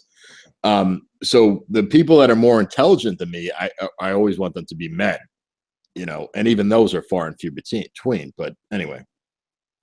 Well, what I find interesting is that it's funny how women have the same average intellect as men. They just are clustered so much more around the center. Men will have the outliers more. Men have more geniuses, and women and men have more, blithering retards. Right. Yeah, Now, depending on how you define a genius, there are between 6 and 20 male geniuses for every one female genius. Yeah, it's not that there's not outliers of the female sex. It's just, biologically speaking, women are more valuable. And so, nature can afford to be a little more experimental on the Y chromosome. And that's how you get more outliers. Well, did you know they've actually done this now because they have mitochondrial DNA studies where they've actually shown that 80% of all women that have ever been born have reproduced. But, I'm talking even like the skanks and the ugly, dumb bitches, 80% of all women have reproduced. Only 40% of men born have reproduced. So, 60% of all men ever born were genetic dead ends. And that's one of the reasons that monogamy is so important to a healthy civilization. Now, as a Christian, biblically speaking, it's actually kind of interesting. The Bible doesn't even forbid a man from taking multiple wives. It just highly discourages it. Who could put up with that kind of annoyance? Jesus, one fucking. But the reason you can't necessarily have that with a functional civilization is you need to focus the male energy, and men need a woman and a family and all to feel, generally speaking, there's obviously exceptions, but to just feel invested in society. And otherwise you end up with, China has this problem right now because China tried for the longest time to reduce its population because it had a population problem. It had to do something. But, the one child policy, they ended up stopping it because it backfired. Yeah, the one child policy, and then nobody wanted to just have a girl. So you end up with not enough fucking women. Which created a whole shitload of other problems. Yeah, you end up with all these guys that can't find fucking women, so they end up with fucking gang activities. That they have, if you don't harness that energy, that masculine energy, generally into the creation and protection of a family, or at the very least, being with a fucking woman, even if they don't produce kids, you're going to end up with that masculine energy is going to generally get pushed in more destructive ways. It's going to go someplace else. Yeah. So it's either going to destroy a civilization from inside, and they're going to form gangs and just rip everything apart, or you got to start trying to conquer other people. And the geopolitical situation being what it is, that's not necessarily an option for China. So that there's a lot of men who can't get any pussy who are destroying that country from the inside. Because settling down with a woman is a very, it's basically what tames a young man. It's basically what causes him to be a much more civilized person. And then especially the birth of children and stuff like that. There's that old saying it means you have some stake in the future. You're invested in the future. Your biology is invested. Exactly. A lot of men will tell you that they feel like they almost instantly became a different man the moment they held their first child in their arms. Yeah, actually, my best friend said that, actually. Like a switch in them click. And like my father, actually, my father used to get shit-faced quite a lot. And he was a sailor, man. Yeah. He was one of the guys that was involved in the Flat Earth conspiracy. Yeah, exactly. Yeah, he was over at the edge.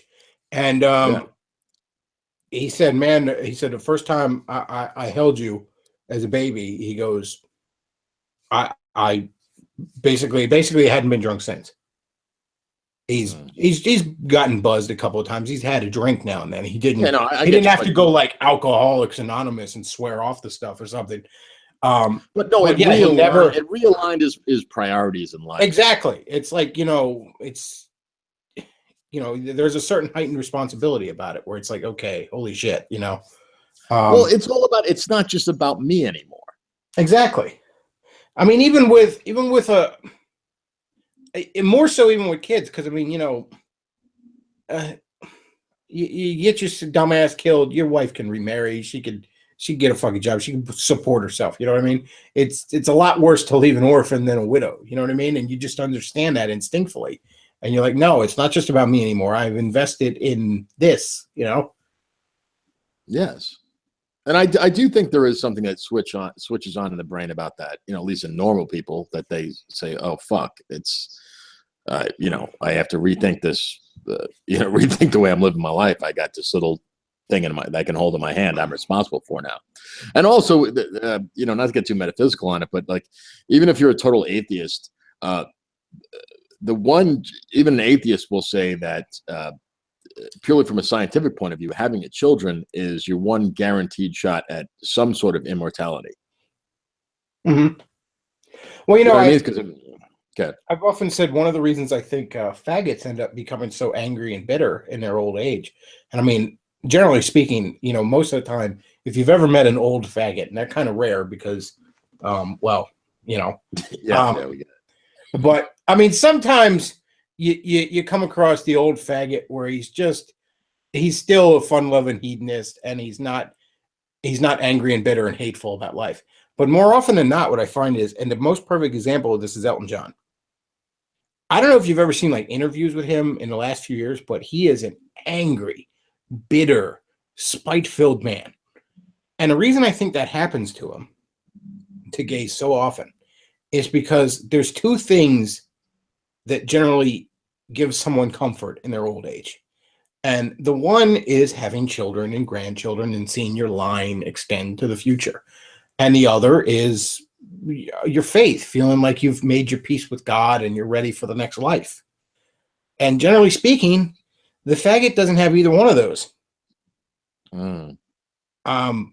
So facing, now take a look at Elton John. That's a man who on paper has everything to be proud of in his life. He is an incredibly celebrated and accomplished musician.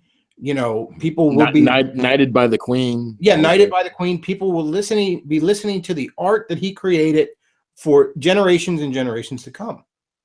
And yet that seems to bring him no comfort, because it's not one of those two things that generally is what brings one comfort at the end of their life.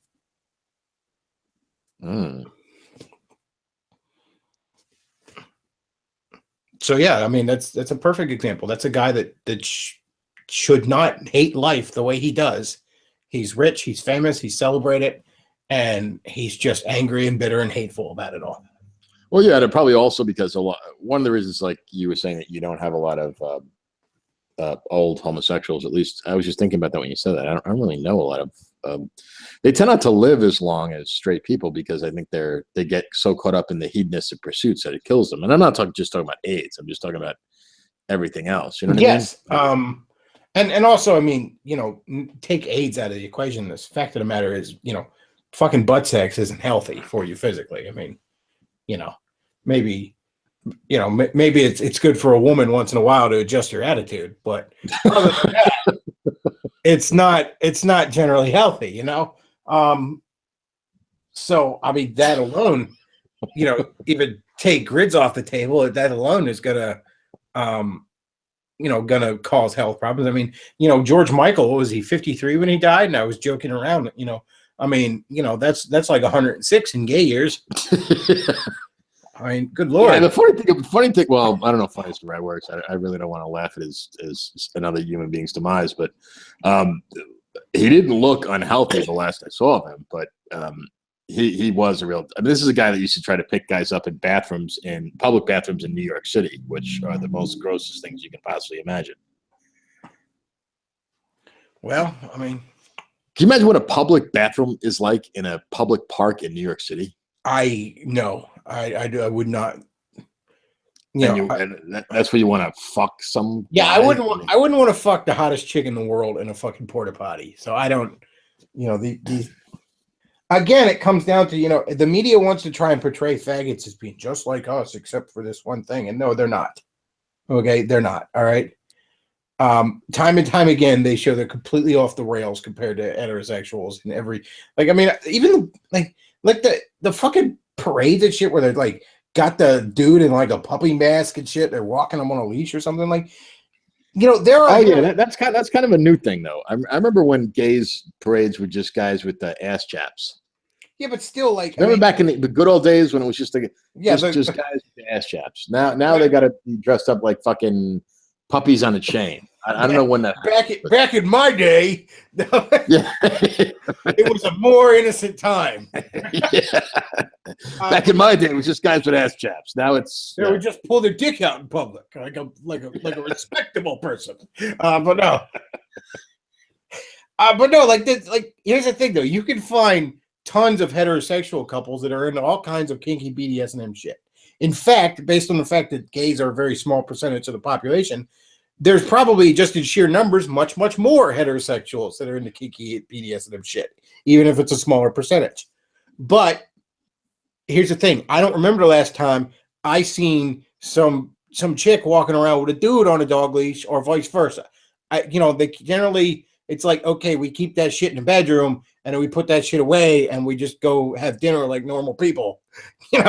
Like, after a while, you put the dog collar and the fucking ball gag away and you just go about your lives. You don't walk down the street like that. yeah, and that's, there's other things in life other than fucking. So, we're going to go about and try to have a normal fucking life otherwise. Well, that's the thing about homosexuality, though. That's the whole thing, though, is they don't have anything else because they don't have children. They don't. So it's all about. It's just all the time. I mean, just like I said, that's just one more example of how they're not like. I mean, like, fucking glory holes. Glory holes are a thing in the fucking gay community. No woman wants to go and suck an anonymous dick out of a glory hole. Right, outside of a porno, that doesn't fucking happen. All right. Likewise, no heterosexual man wants to put his dick in a glory hole and have a woman suck him off through it. The whole point of getting your dick sucked by a woman, other than just the physical sensation, is to fucking look at her sucking your dick. I mean, that's like half the fucking fun. Why would I want that hidden behind a wall? Did you ever see that television show, The Shield? I have seen that. I haven't watched a ton of them, but I've seen a few of them.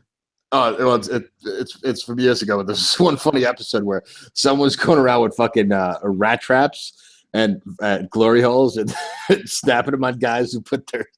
Well, some of these guys might be like, that just gets me to normal. Yeah, they'll push their balls through. Like, yeah, now do the balls. Oh God. Yeah, put another on. Oh Jesus! But yeah, I can't take it.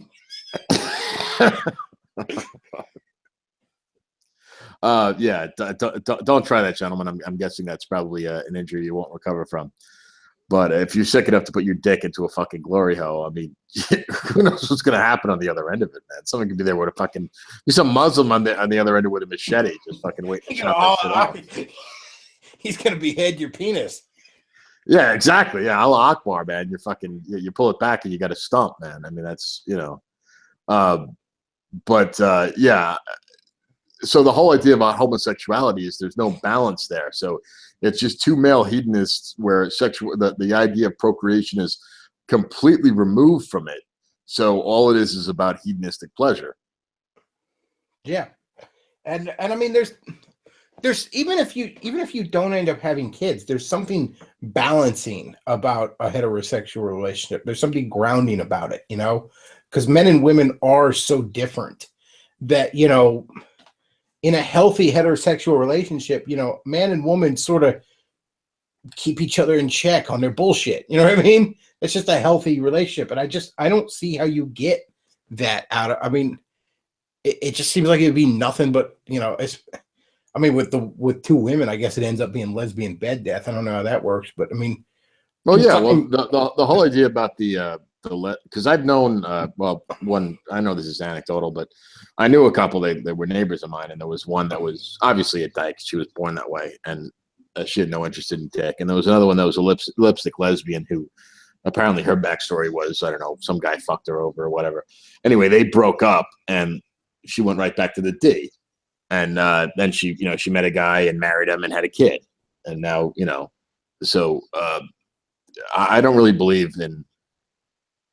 I believe like women that look like women are actually just some sort of trauma happened to them or what like that, and there is some truth to that. Women are more fluid in their sexuality, like because I mean we've been around the block a couple times. I mean, I've had some threesomes and shit like that, but in my experience, that all the women I've been with, if you had to make them choose between the D or the D, they're always going to choose the D. Pretty much, yeah.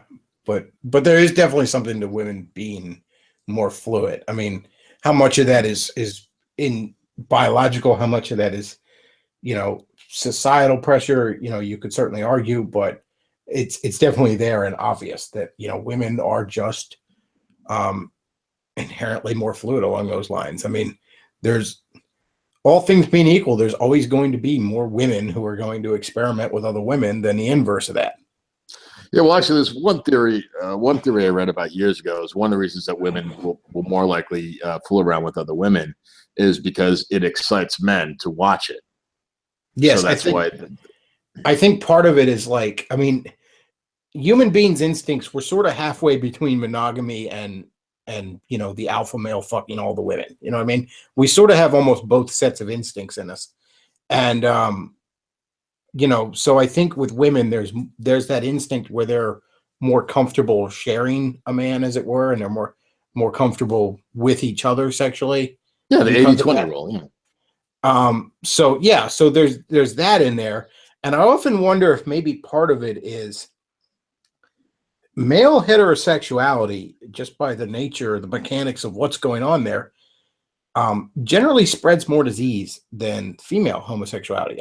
Male homosexuality. I mean, well, it just spreads more disease than female homosexuality. So I wonder if there's almost a kind of like reaction socially in us where that's why there's more. Well, of it could have stigma. it could have gotten more bred out of the male of the species. Or it could even be like, there's a social pressure because in most men there's a more of a disgust towards homosexual men because maybe in our hindbrain we recognize that it spreads disease more.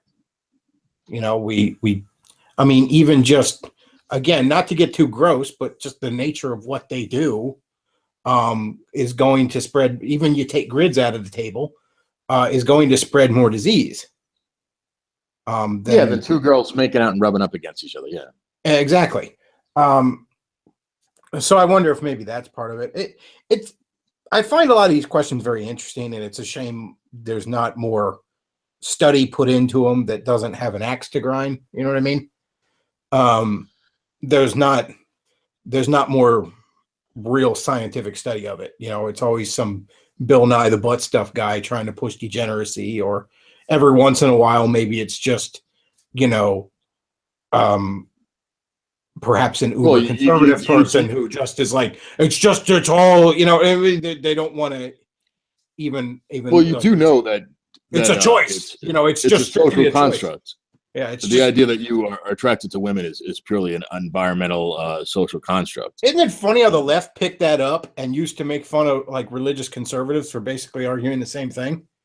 Like religious conservatives used to, like not all of them obviously, but a lot of religious conservatives used to basically make it sound like homosexuality is completely a choice. Like one day I woke up and I fucking was like, oh, I'm going to weigh like dick versus vagina one day. I'm just going to go, oh, well, should I date dudes or chicks? I don't know. Like I fucking drew up like a chart of pros and cons, and like, I don't know, if I'm dating a guy who's my size, I double my wardrobe. So that's a pro right there. I mean, like nobody fucking quote unquote chose it, but it's not quite as much nature as some people wanted to make it seem like either. There's a lot more nurture involved than more people were willing to admit. Well, my theory on homosexuality is, I don't want to get like too scientific on it, but I believe a lot of it, like with men anyway, I can't speak to women. I believe it has to do with a lot of hormonal fluctuations while the fetus is in utero. I think there's a lot of that. I think there is an element of born that way. And I think there's definitely an element of people being born, shall we say, with more of an inclination, more of a tendency Yes, and towards then it, and then even you if take it's not set in that. stone. Yeah, right. It's what they call predisposition. So they're born with a certain predisposition, and then you take them while they're going through puberty and forming their sexual identity, and then if they get abused, then that happens. So it's not like it's not as black and white. So I honestly believe that it's a combination of two things. At the same time, I believe there are some people that are, and we've probably known people like this that you knew they were fucking gay at 6. You know what I mean? Well, Like, part of that I wonder is like I've heard a lot of psychologists argue that homosexuality is often caused by a failure in males, at least, a failure to connect, and probably to a lesser extent in women, a failure to connect to the parent and or peers of the same sex. Right? I mean, in other words, if you think about it, like a lot of adult sexuality is kind of the result of how needs were or were not met in childhood. I mean, the old joke of a woman with daddy issues, for example, mhm. she's up on the pole because daddy didn't love her, or maybe you loved her in the wrong way, if you know what I'm saying. Right. But so you almost got to wonder there, is it that the kid is kind of a sissy?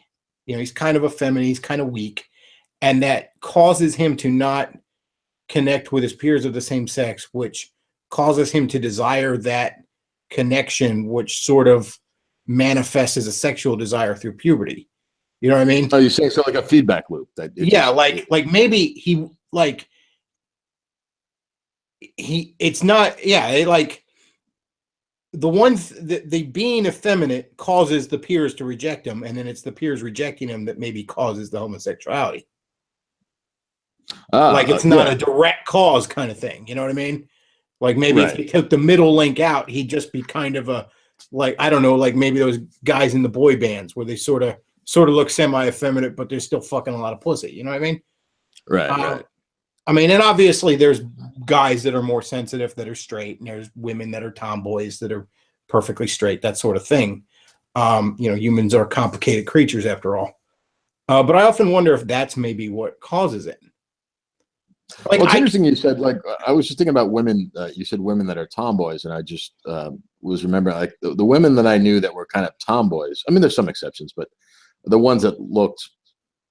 I remember talking to Forney about this one time, and actually, it wasn't even talking to him. He was critiquing something I had said to him, and he was right in retrospect about how you look at women that are, full on bull dykes, and you look at their body type, like even their what do you call it? The way the fat is on their body, like as opposed to like normal women have kind of like an hourglass shape, the way fat is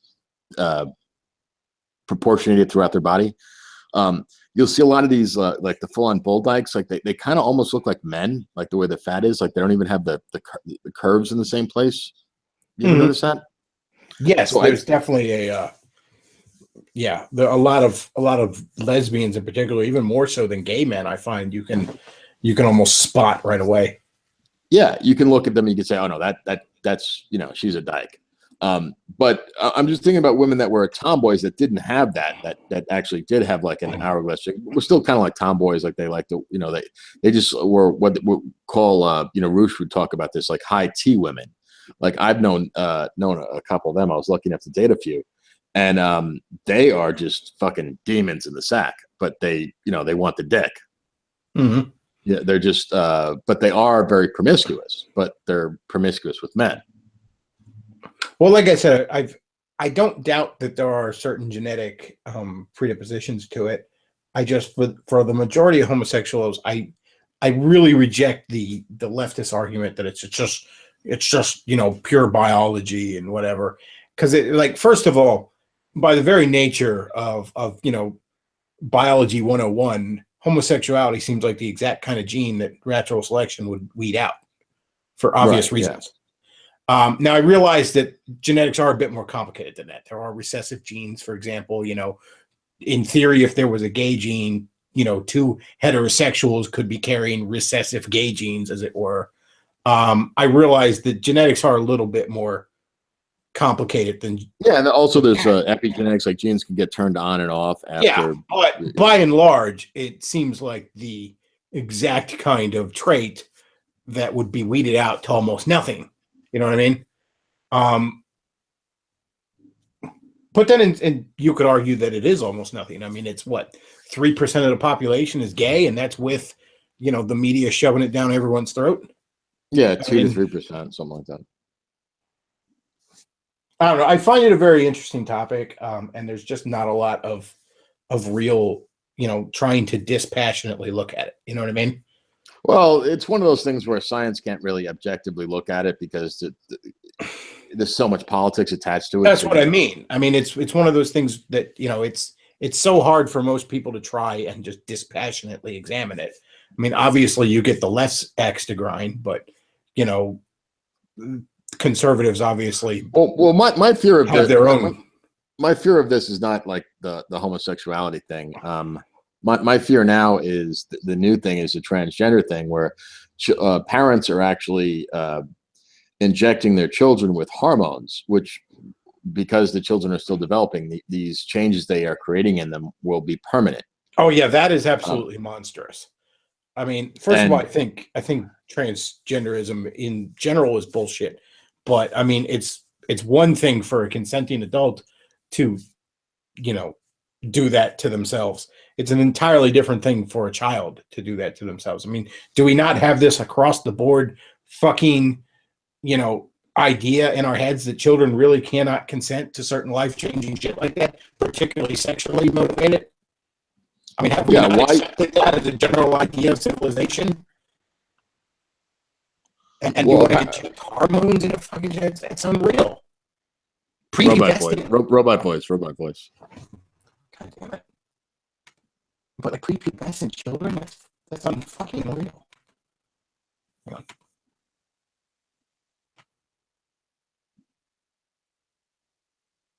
Can you fix that? See if you come back. But yeah, I think that's really scary now. We have parents injecting 9-year-olds with hormones, trying to alter their sexual development. Well, yeah, that the transgenderism pushed on children is monstrous. And you see the thing in Canada, they passed a law now where apparently they can take your kid away from you if you are not pro-trans or something like that. Jeez, fucking cuck Canada. Well, I mean, I'm sure you've seen the memes of it, but that web comic Assigned Male, this fucking butt-fucked monster, Sophie LaBelle runs it, and it's like this. It's even the politics of it aside, it's just a poorly made comic because it's this little woke 8-year-old trans 11-year-old girl or whatever fucking thing, girl in giant fucking air quotes, that says all this kind of nonsense. You've probably seen memes of it. Like there's one where it's like the person saying like the little freak is like, boy parts. Are you talking about my penis? Because I'm a girl, so it's a girl's penis. And it's a lot of people like to pass this comic around and make fun of it and all. And it's honestly the type of thing where it's like I'm not a particularly like emotional guy, but I honestly can't even look at it. Like, I don't want to laugh at Sophie LaBelle. I want to beat him to death with my bare hands.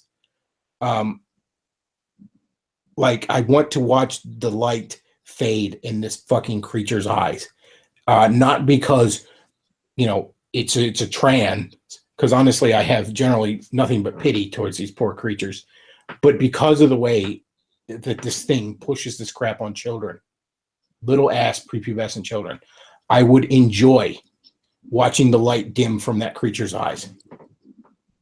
God forgive me in that regard, but I would have a ear to ear fucking grin on my face to beat that fucking most likely pedophile creature to fucking death. No one is that fucking obsessed with children. It's goddamn sexuality without having something of a stake in it, shall we say. So mark my words. Yeah, another thing. What is LaBelle's going to be touching somebody at some point? No, that's Auntie/Uncle Diddles right there. What is with leftist obsession with childhood sexuality? Well, I'm going to get all metaphysical on you for a moment. It's because the modern left, never mind old school liberals, classical liberals, whatever. The modern leftists, we all know who I'm talking about there. They hate the light. Okay, that's what it is with them. They hate the fucking light. They are remarkably evil motherfuckers. All right, and yeah, that's why they hate it. They want to hurt children is what it boils down to. They wish to harm children because they are just evil motherfuckers. All right, they're just ghouls. These creatures are just fucking ghouls. So is it like they just want to destroy innocence? I mean, Basically, yeah. I mean, it's the same reason the modern leftist hates everything fucking good in the world. All right, you know, faith and family and freedom and prosperity and greatness. They hate all those things. They hate them. That's why the only religion they seem to respect is that evil shit fucking Islam. Yeah. You know. Well, yeah, founded by a pedophile. Yeah, founded by a pedophile. But in fairness, you know, he waited till she was 9. Yeah, he waited till. So, I mean, married her when she was 6, but he waited 3 years. You know, I realized that life was about survival back then, and obviously women got pregnant at considerably younger ages. Possibly, maybe even more, younger than was even really all that good for them. But again, life was about survival back then. So if someone would have told me that, Muhammad married a 9-year-old and waited till she was 13 to consummate, I really wouldn't have batted an eye about that. If it had said in a book, wait it till her first blood or something. But no, he married a prepubescent child and then waited till she was a slightly taller prepubescent child to have sex with it. That's about as fucked up as it comes. All right. I don't understand why, he wasn't executed on the spot. Because even back in the day, a lot of healthy societies seem to understand, hey, you don't fuck little ass kids. Wait till the first blood was a pretty goddamn respected rule when it comes to fucking a chick. Yeah. If there wasn't grass on the field, you didn't play ball. But apparently Muhammad didn't get that memo. And he's got 1 billion followers today, and a bunch of them are still in England right now.